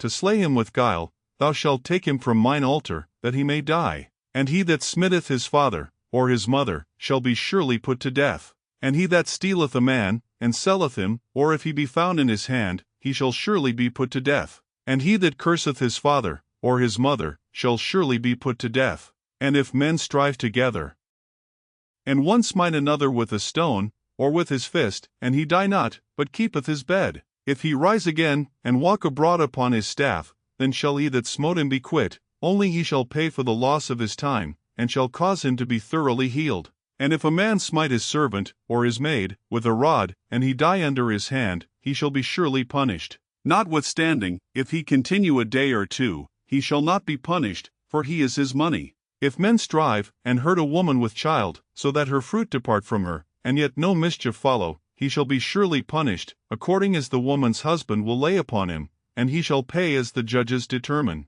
And if any mischief follow, then thou shalt give life for life, eye for eye, tooth for tooth, hand for hand, foot for foot, burning for burning, wound for wound, stripe for stripe. And if a man smite the eye of his servant, or the eye of his maid, that it perish, he shall let him go free for his eye's sake. And if he smite out his manservant's tooth, or his maidservant's tooth, he shall let him go free for his tooth's sake. If an ox gore a man or a woman, that they die, then the ox shall be surely stoned, and his flesh shall not be eaten, but the owner of the ox shall be quit. But if the ox were wont a push with his horn in time past, and it hath been testified to his owner, and he hath not kept him in, but that he hath killed a man or a woman, the ox shall be stoned, and his owner also shall be put to death. If there be laid on him a sum of money, then he shall give for the ransom of his life whatsoever is laid upon him, whether he have gored a son, or have gored a daughter, according to this judgment shall it be done unto him. If the ox shall push a manservant or a maidservant, he shall give unto their master 30 shekels of silver, and the ox shall be stoned. And if a man shall open a pit, or if a man shall dig a pit, and not cover it, and an ox or an ass fall therein, the owner of the pit shall make it good, and give money unto the owner of them, and the dead beast shall be his. And if one man's ox hurt another's, that he die, then they shall sell the live ox, and divide the money of it, and the dead ox also they shall divide. Or if it be known that the ox hath used to push in time past, and his owner hath not kept him in, he shall surely pay ox for ox, and the dead shall be his own. If a man shall steal an ox, or a sheep, and kill it, or sell it, he shall restore 5 oxen for an ox, and 4 sheep for a sheep. If a thief be found breaking up, and be smitten that he die, there shall no blood be shed for him. If the sun be risen upon him, there shall be blood shed for him, for he should make full restitution. If he have nothing, then he shall be sold for his theft. If the theft be certainly found in his hand alive, whether it be ox, or ass, or sheep, he shall restore double. If a man shall cause a field or vineyard to be eaten, and shall put in his beast, and shall feed in another man's field, of the best of his own field, and of the best of his own vineyard, shall he make restitution. If fire break out, and catch in thorns, so that the stacks of corn, or the standing corn, or the field, be consumed therewith, he that kindled the fire shall surely make restitution. If a man shall deliver unto his neighbor money or stuff to keep, and it be stolen out of the man's house, if the thief be found, let him pay double. If the thief be not found, then the master of the house shall be brought unto the judges, to see whether he have put his hand unto his neighbor's goods. For all manner of trespass, whether it be for ox, for ass, for sheep, for raiment, or for any manner of lost thing which another challengeth to be his, the cause of both parties shall come before the judges, and whom the judges shall condemn, he shall pay double unto his neighbor. If a man deliver unto his neighbor an ass, or an ox, or a sheep, or any beast, to keep, and it die, or be hurt, or driven away, no man seeing it, then shall an oath of the Lord be between them both, that he hath not put his hand unto his neighbor's goods, and the owner of it shall accept thereof, and he shall not make it good. And if it be stolen from him, he shall make restitution unto the owner thereof. If it be torn in pieces, then let him bring it for witness, and he shall not make good that which was torn. And if a man borrow aught of his neighbor, and it be hurt, or die, the owner thereof being not with it, he shall surely make it good. But if the owner thereof be with it, he shall not make it good. If it be an hired thing, it came for his hire. And if a man entice a maid that is not betrothed, and lie with her, he shall surely endow her to be his wife. If her father utterly refuse to give her unto him, he shall pay money according to the dowry of virgins.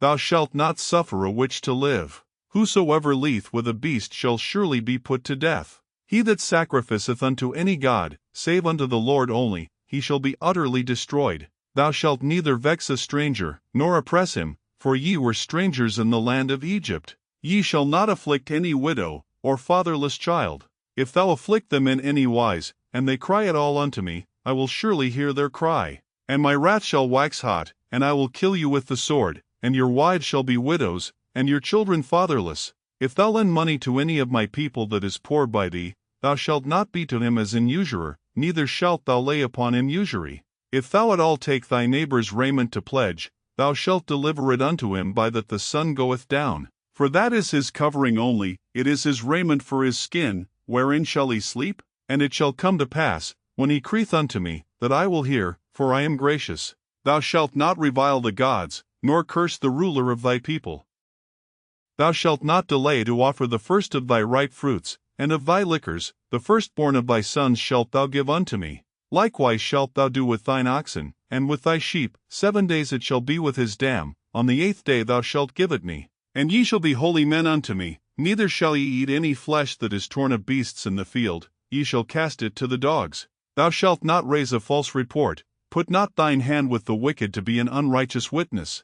Thou shalt not follow a multitude to do evil, neither shalt thou speak in a cause to decline after many to wrest judgment. Neither shalt thou countenance a poor man in his cause. If thou meet thine enemy's ox or his ass going astray, thou shalt surely bring it back to him again. If thou see the ass of him that hateth thee lying under his burden, and wouldest forbear to help him, thou shalt surely help with him. Thou shalt not wrest the judgment of thy poor in his cause. Keep thee far from a false matter, and the innocent and righteous slay thou not, for I will not justify the wicked. And thou shalt take no gift, for the gift blindeth the wise, and perverteth the words of the righteous. Also thou shalt not oppress a stranger, for ye know the heart of a stranger, seeing ye were strangers in the land of Egypt. And 6 years thou shalt sow thy land, and shalt gather in the fruits thereof. But the 7th year thou shalt let it rest and lie still, that the poor of thy people may eat, and what they leave the beasts of the field shall eat. In like manner thou shalt deal with thy vineyard, and with thy oliveyard.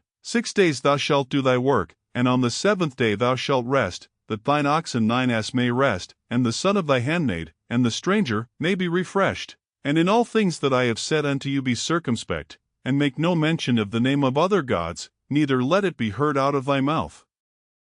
3 times thou shalt keep a feast unto me in the year. Thou shalt keep the feast of unleavened bread. Thou shalt eat unleavened bread 7 days, as I commanded thee, in the time appointed of the month Abib, for in it thou camest out from Egypt, and none shall appear before me empty. And the feast of harvest, the firstfruits of thy labors, which thou hast sown in the field, and the feast of ingathering, which is in the end of the year, when thou hast gathered in thy labors out of the field. 3 times in the year all thy males shall appear before the Lord God. Thou shalt not offer the blood of my sacrifice with leavened bread, neither shall the fat of my sacrifice remain until the morning. The first of the firstfruits of thy land thou shalt bring into the house of the Lord thy God. Thou shalt not see the kid in his mother's milk. Behold, I send an angel before thee, to keep thee in the way, and to bring thee into the place which I have prepared. Beware of him, and obey his voice, provoke him not, for he will not pardon your transgressions, for my name is in him. But if thou shalt indeed obey his voice, and do all that I speak, then I will be an enemy unto thine enemies, and an adversary unto thine adversaries. For mine angel shall go before thee, and bring thee in unto the Amorites, and the Hittites, and the Perizzites, and the Canaanites, the Hivites, and the Jebusites, and I will cut them off. Thou shalt not bow down to their gods, nor serve them, nor do after their works, but thou shalt utterly overthrow them, and quite break down their images. And ye shall serve the Lord your God, and he shall bless thy bread, and thy water, and I will take sickness away from the midst of thee. There shall nothing cast their young, nor be barren, in thy land. The number of thy days I will fulfill. I will send my fear before thee, and will destroy all the people to whom thou shalt come, and I will make all thine enemies turn their backs unto thee. And I will send hornets before thee, which shall drive out the Hivite, the Canaanite, and the Hittite, from before thee. I will not drive them out from before thee in 1 year, lest the land become desolate, and the beast of the field multiply against thee. By little and little I will drive them out from before thee, until thou be increased, and inherit the land.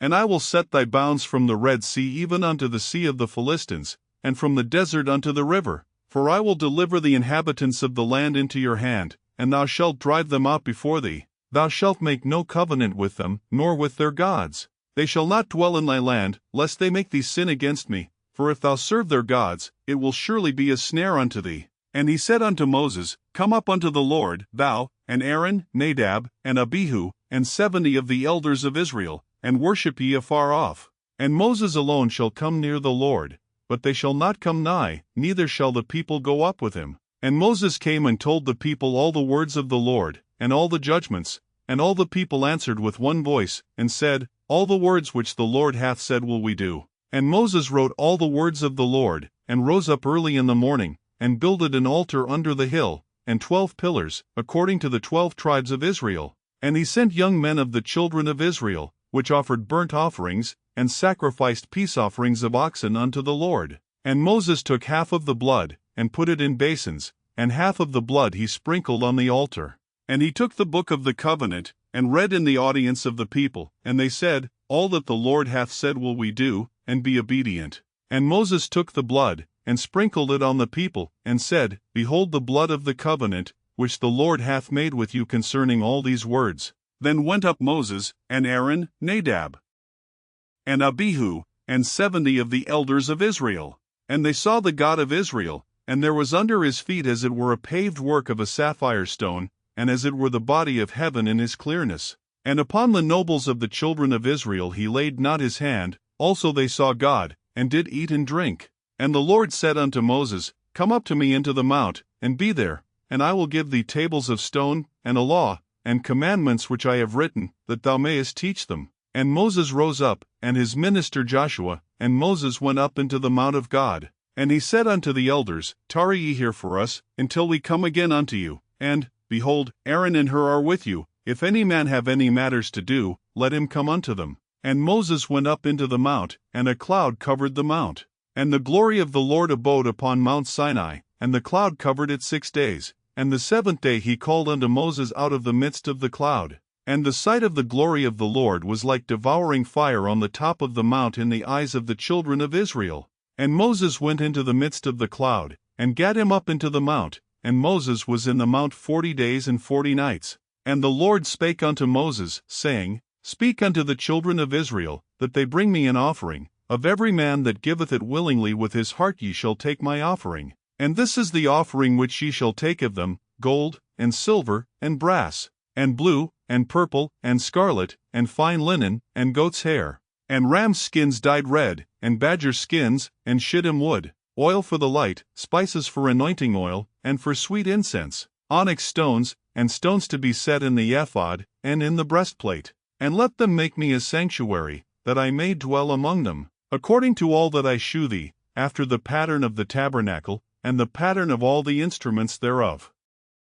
Even so shall ye make it. And they shall make an ark of shittim wood, 2 cubits and a half shall be the length thereof, and a cubit and a half the breadth thereof, and a cubit and a half the height thereof.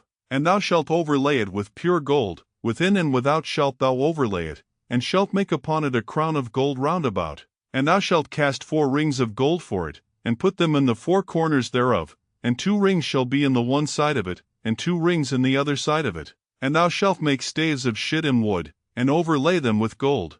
And thou shalt put the staves into the rings by the sides of the ark, that the ark may be borne with them. The staves shall be in the rings of the ark, they shall not be taken from it. And thou shalt put into the ark the testimony which I shall give thee. And thou shalt make a mercy seat of pure gold, 2 cubits and a half shall be the length thereof, and a cubit and a half the breadth thereof. And thou shalt make 2 cherubims of gold, of beaten work shalt thou make them, in the 2 ends of the mercy seat. And make 1 cherub on the one end, and the other cherub on the other end, even of the mercy seat shall ye make the cherubims on the 2 ends thereof. And the cherubims shall stretch forth their wings on high, covering the mercy seat with their wings, and their faces shall look one to another, toward the mercy seat shall the faces of the cherubims be. And thou shalt put the mercy seat above upon the ark, and in the ark thou shalt put the testimony that I shall give thee. And there I will meet with thee, and I will commune with thee from above the mercy seat, from between the 2 cherubims which are upon the ark of the testimony, of all things which I will give thee in commandment unto the children of Israel. Thou shalt also make a table of shittim wood, 2 cubits shall be the length thereof, and a cubit the breadth thereof, and a cubit and a half the height thereof. And thou shalt overlay it with pure gold, and make thereto a crown of gold round about. And thou shalt make unto it a border of an handbreadth round about, and thou shalt make a golden crown to the border thereof round about. And thou shalt make for it 4 rings of gold, and put the rings in the 4 corners that are on the 4 feet thereof. Over against the border shall the rings be for places of the staves to bear the table. And thou shalt make the staves of shittim wood, and overlay them with gold, that the table may be borne with them. And thou shalt make the dishes thereof, and spoons thereof, and covers thereof, and bowls thereof, to cover withal, of pure gold shalt thou make them. And thou shalt set upon the table showbread before me alway. And thou shalt make a candlestick of pure gold, of beaten work shall the candlestick be made, his shaft, and his branches, his bowls, his knops, and his flowers, shall be of the same. And 6 branches shall come out of the sides of it, 3 branches of the candlestick out of the one side, and 3 branches of the candlestick out of the other side.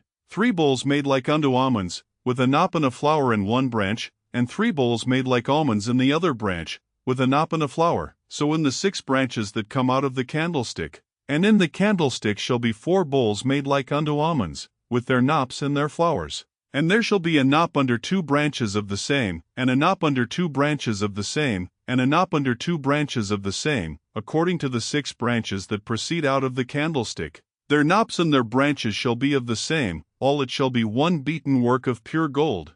And thou shalt make the 7 lamps thereof, and they shall light the lamps thereof, that they may give light over against it. And the tongs thereof, and the snuff dishes thereof, shall be of pure gold. Of a talent of pure gold shall he make it. With all these vessels, and look that thou make them after their pattern, which was shewed thee in the mount. Moreover thou shalt make the tabernacle with 10 curtains of fine twined linen, and blue, and purple, and scarlet, with cherubims of cunning work shalt thou make them. The length of one curtain shall be 28 cubits, and the breadth of one curtain 4 cubits, and every one of the curtains shall have one measure. The 5 curtains shall be coupled together one to another, and other 5 curtains shall be coupled one to another. And thou shalt make loops of blue upon the edge of the one curtain from the selvage and the coupling, and likewise shalt thou make in the uttermost edge of another curtain, in the coupling of the second. 50 loops shalt thou make in the one curtain, and 50 loops shalt thou make in the edge of the curtain that is in the coupling of the second, that the loops may take hold one of another.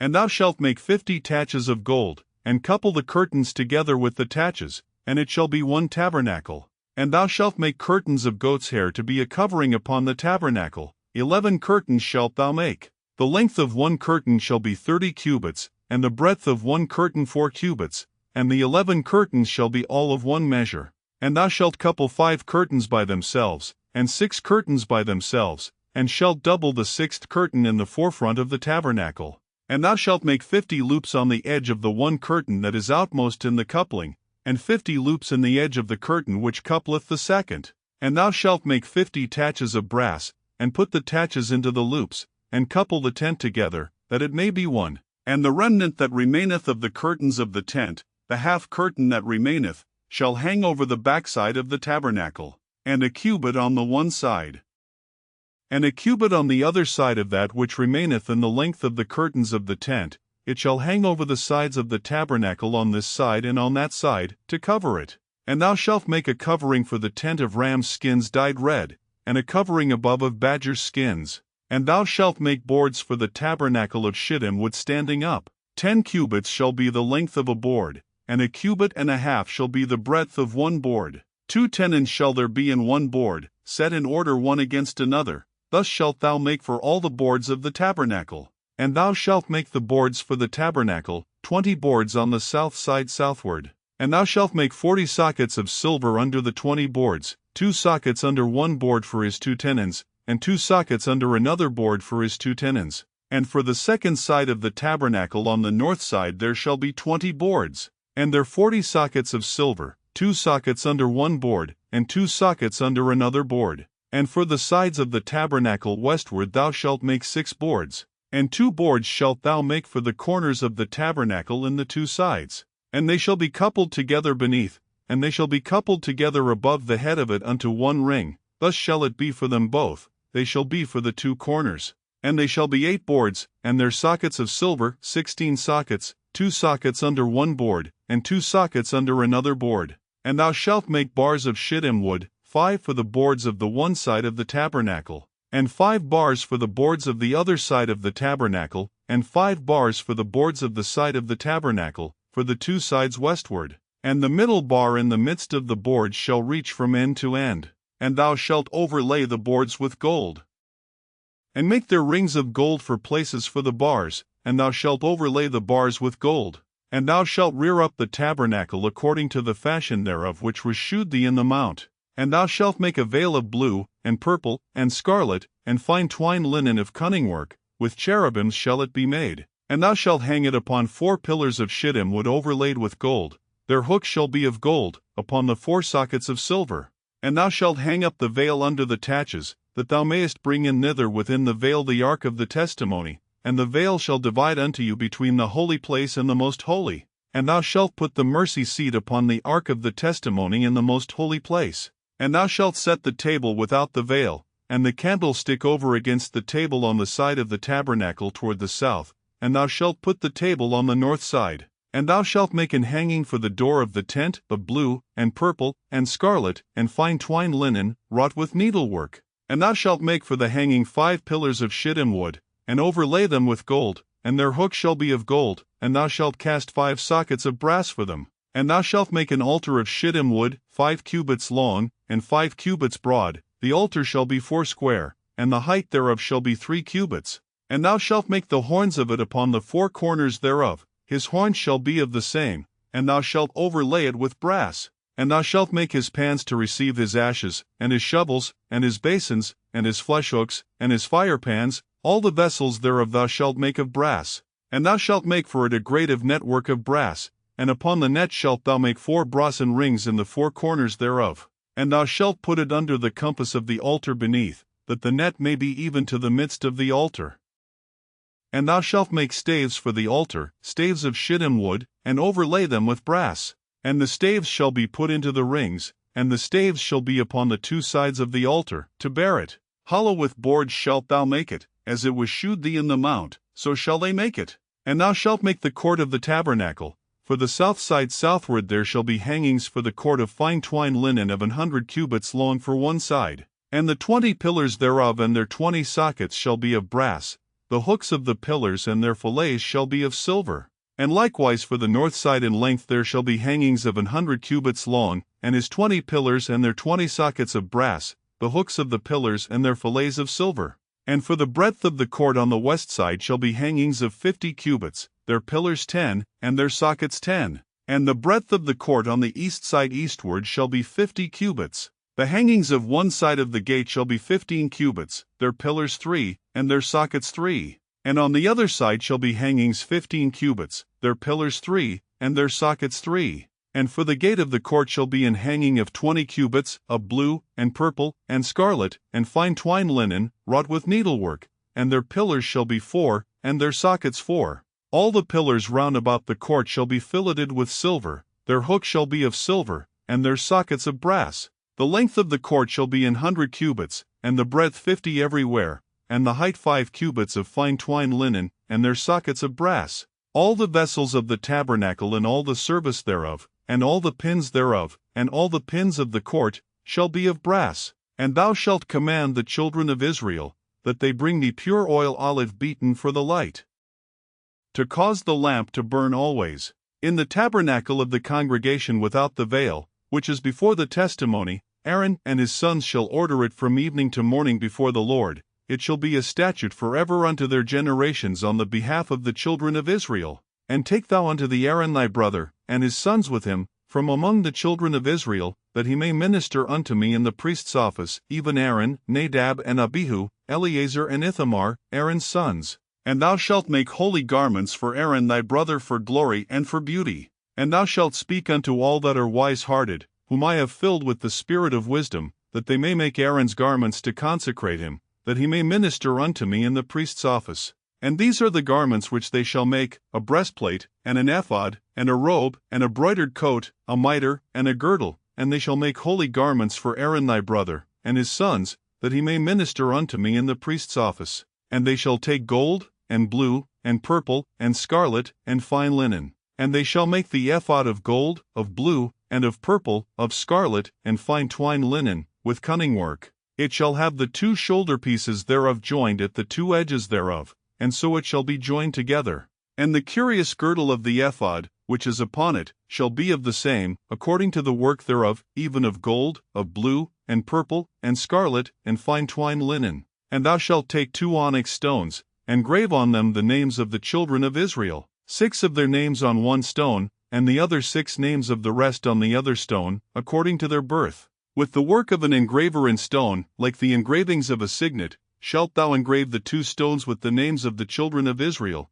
Thou shalt make them to be set in ouches of gold. And thou shalt put the 2 stones upon the shoulders of the ephod for stones of memorial unto the children of Israel. And Aaron shall bear their names before the Lord upon his 2 shoulders for a memorial. And thou shalt make ouches of gold. And 2 chains of pure gold at the ends, of wreathen work shalt thou make them, and fasten the wreathen chains to the outs. And thou shalt make the breastplate of judgment with cunning work, after the work of the ephod thou shalt make it, of gold, of blue, and of purple, and of scarlet, and of fine twined linen, shalt thou make it. 4 it shall be being doubled, a span shall be the length thereof, and a span shall be the breadth thereof. And thou shalt set in its settings of stones, even 4 rows of stones. The first row shall be a sardius, a topaz, and a carbuncle, this shall be the first row. And the second row shall be an emerald, a sapphire, and a diamond. And the third row a ligure, an agate, and an amethyst. And the 4th row a beryl, and an onyx, and a jasper, they shall be set in gold in their enclosings. And the stones shall be with the names of the children of Israel, 12, according to their names, like the engravings of a signet, every one with his name shall they be according to the 12 tribes. And thou shalt make upon the breastplate chains at the ends of wreathen work of pure gold. And thou shalt make upon the breastplate 2 rings of gold, and shalt put the 2 rings on the 2 ends of the breastplate. And thou shalt put the 2 wreathen chains of gold in the 2 rings which are on the ends of the breastplate. And the other 2 ends of the 2 wreathen chains thou shalt fasten in the 2 outs, and put them on the shoulder pieces of the ephod before it. And thou shalt make 2 rings of gold, and thou shalt put them upon the 2 ends of the breastplate in the border thereof, which is in the side of the ephod inward. And 2 other rings of gold thou shalt make, and shalt put them on the 2 sides of the ephod underneath, toward the forepart thereof, over against the other coupling thereof, above the curious girdle of the ephod. And they shall bind the breastplate by the rings thereof unto the rings of the ephod with a lace of blue, that it may be above the curious girdle of the ephod, and that the breastplate be not loosed from the ephod. And Aaron shall bear the names of the children of Israel in the breastplate of judgment upon his heart, when he goeth in unto the holy place, for a memorial before the Lord continually. And thou shalt put in the breastplate of judgment the Urim and the Thummim, and they shall be upon Aaron's heart, when he goeth in before the Lord. And Aaron shall bear the judgment of the children of Israel upon his heart before the Lord continually. And thou shalt make the robe of the ephod olive blue, and there shall be an hole in the top of it, in the midst thereof. It shall have a binding of woven work round about the whole of it, as it were the whole of an habergeon, that it be not rent. And beneath upon the hem of it thou shalt make pomegranates of blue, and of purple, and of scarlet, round about the hem thereof, and bells of gold between them round about. A golden bell and a pomegranate, a golden bell and a pomegranate, upon the hem of the robe round about. And it shall be upon Aaron to minister, and his sound shall be heard when he goeth in unto the holy place before the Lord, and when he cometh out, that he die not. And thou shalt make a plate of pure gold, and grave upon it, like the engravings of a signet, holiness to the Lord. And thou shalt put it on a blue lace, that it may be upon the mitre, upon the forefront of the mitre it shall be. And it shall be upon Aaron's forehead, that Aaron may bear the iniquity of the holy things, which the children of Israel shall hallow in all their holy gifts, and it shall be always upon his forehead, that they may be accepted before the Lord. And thou shalt embroider the coat of fine linen, and thou shalt make the mitre of fine linen, and thou shalt make the girdle of needlework. And for Aaron's sons thou shalt make coats, and thou shalt make for them girdles, and bonnets shalt thou make for them, for glory and for beauty. And thou shalt put them upon Aaron thy brother, and his sons with him, and shalt anoint them, and consecrate them, and sanctify them, that they may minister unto me in the priest's office. And thou shalt make them linen breeches to cover their nakedness, from the loins even unto the thighs they shall reach. And they shall be upon Aaron, and upon his sons, when they come in unto the tabernacle of the congregation, or when they come near unto the altar to minister in the holy place, that they bear not iniquity, and die. It shall be a statute forever unto him and his seed after him. And this is the thing that thou shalt do unto them to hallow them, to minister unto me in the priest's office. Take 1 young bullock, and 2 rams without blemish, and unleavened bread, and cakes unleavened tempered with oil, and wafers unleavened anointed with oil, of wheaten flour shalt thou make them. And thou shalt put them into 1 basket, and bring them in the basket, with the bullock and the 2 rams. And Aaron and his sons thou shalt bring unto the door of the tabernacle of the congregation, and shalt wash them with water. And thou shalt take the garments, and put upon Aaron the coat, and the robe of the ephod, and the breastplate, and gird him with the curious girdle of the ephod. And thou shalt put the mitre upon his head, and put the holy crown upon the mitre. Then shalt thou take the anointing oil, and pour it upon his head, and anoint him. And thou shalt bring his sons, and put coats upon them. And thou shalt gird them with girdles, Aaron and his sons. And put the bonnets on them, and the priest's office shall be theirs for a perpetual statute, and thou shalt consecrate Aaron and his sons. And thou shalt cause a bullock to be brought before the tabernacle of the congregation, and Aaron and his sons shall put their hands upon the head of the bullock, and thou shalt kill the bullock before the Lord, by the door of the tabernacle of the congregation. And thou shalt take of the blood of the bullock, and put it upon the horns of the altar with thy finger, and pour all the blood beside the bottom of the altar. And thou shalt take all the fat that covereth the inwards, and the caul that is above the liver, and the 2 kidneys, and the fat that is upon them, and burn them upon the altar. But the flesh of the bullock, and his skin, and his dung, shalt thou burn with fire without the camp. It is a sin offering. Thou shalt also take 1 ram, and Aaron and his sons shall put their hands upon the head of the ram. And thou shalt slay the ram, and thou shalt take his blood, and sprinkle it round about upon the altar. And thou shalt cut the ram in pieces, and wash the inwards of him, and his legs, and put them unto his pieces, and unto his head. And thou shalt burn the whole ram upon the altar. It is a burnt offering unto the Lord. It is a sweet savor, an offering made by fire unto the Lord. And thou shalt take the other ram, and Aaron and his sons shall put their hands upon the head of the ram. Then shalt thou kill the ram, and take of his blood, and put it upon the tip of the right ear of Aaron, and upon the tip of the right ear of his sons, and upon the thumb of their right hand, and upon the great toe of their right foot, and sprinkle the blood upon the altar round about. And thou shalt take of the blood that is upon the altar, and of the anointing oil, and sprinkle it upon Aaron, and upon his garments, and upon his sons, and upon the garments of his sons with him, and he shall be hallowed, and his garments, and his sons, and his sons' garments with him. Also thou shalt take of the ram the fat and the rump, and the fat that covereth the inwards, and the caul above the liver, and the 2 kidneys, and the fat that is upon them, and the right shoulder, for it is a ram of consecration, and 1 loaf of bread, and 1 cake of oiled bread, and 1 wafer out of the basket of the unleavened bread that is before the Lord. And thou shalt put all in the hands of Aaron, and in the hands of his sons, and shalt wave them for a wave offering before the Lord. And thou shalt receive them of their hands, and burn them upon the altar for a burnt offering, for a sweet savor before the Lord. It is an offering made by fire unto the Lord. And thou shalt take the breast of the ram of Aaron's consecration, and wave it for a wave offering before the Lord, and it shall be thy part. And thou shalt sanctify the breast of the wave offering, and the shoulder of the heave offering, which is waved, and which is heaved up, of the ram of the consecration, even of that which is for Aaron, and of that which is for his sons. And it shall be Aaron's and his sons by a statute forever from the children of Israel, for it is an heave offering, and it shall be an heave offering from the children of Israel of the sacrifice of their peace offerings, even their heave offering unto the Lord.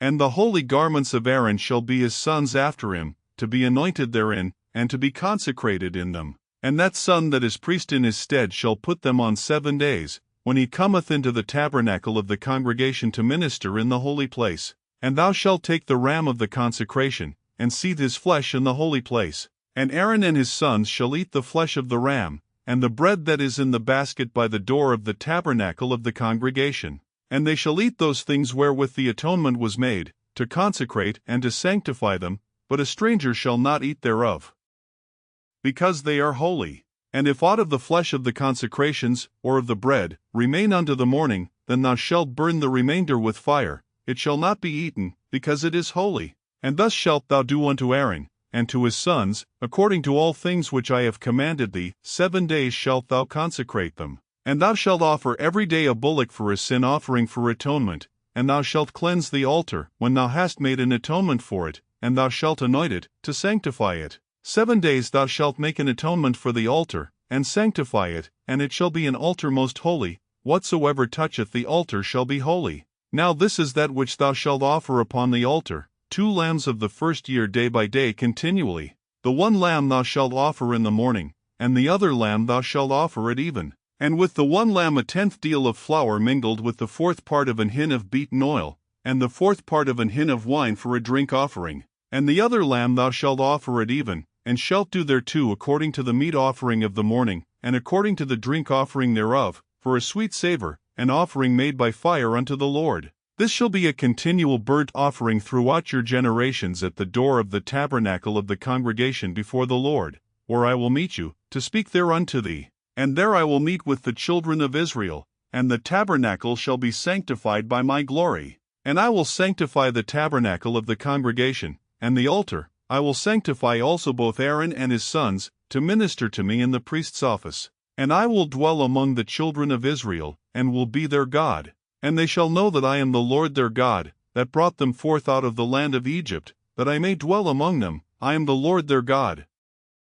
And thou shalt make an altar to burn incense upon, of shittim wood shalt thou make it. A cubit shall be the length thereof, and a cubit the breadth thereof, 4 shall it be, and 2 cubits shall be the height thereof, the horns thereof shall be of the same. And thou shalt overlay it with pure gold, the top thereof, and the sides thereof round about, and the horns thereof, and thou shalt make unto it a crown of gold round about. And 2 golden rings shalt thou make to it under the crown of it, by the 2 corners thereof, upon the 2 sides of it shalt thou make it, and they shall be for places for the staves to bear it withal. And thou shalt make the staves of shittim wood, and overlay them with gold. And thou shalt put it before the veil that is by the ark of the testimony, before the mercy seat that is over the testimony, where I will meet with thee. And Aaron shall burn thereon sweet incense every morning. When he dresseth the lamps, he shall burn incense upon it. And when Aaron lighteth the lamps at even, he shall burn incense upon it, a perpetual incense before the Lord throughout your generations. Ye shall offer no strange incense thereon, nor burnt sacrifice, nor meat offering, neither shall ye pour drink offering thereon. And Aaron shall make an atonement upon the horns of it once in a year with the blood of the sin offering of atonements. Once in the year shall he make atonement upon it throughout your generations. It is most holy unto the Lord. And the Lord spake unto Moses, saying, When thou takest the sum of the children of Israel after their number, then shall they give every man a ransom for his soul unto the Lord, when thou numberest them, that there be no plague among them, when thou numberest them. This they shall give, every one that passeth among them that are numbered, half a shekel after the shekel of the sanctuary. A shekel is 20 gerahs, and half shekel shall be the offering of the Lord.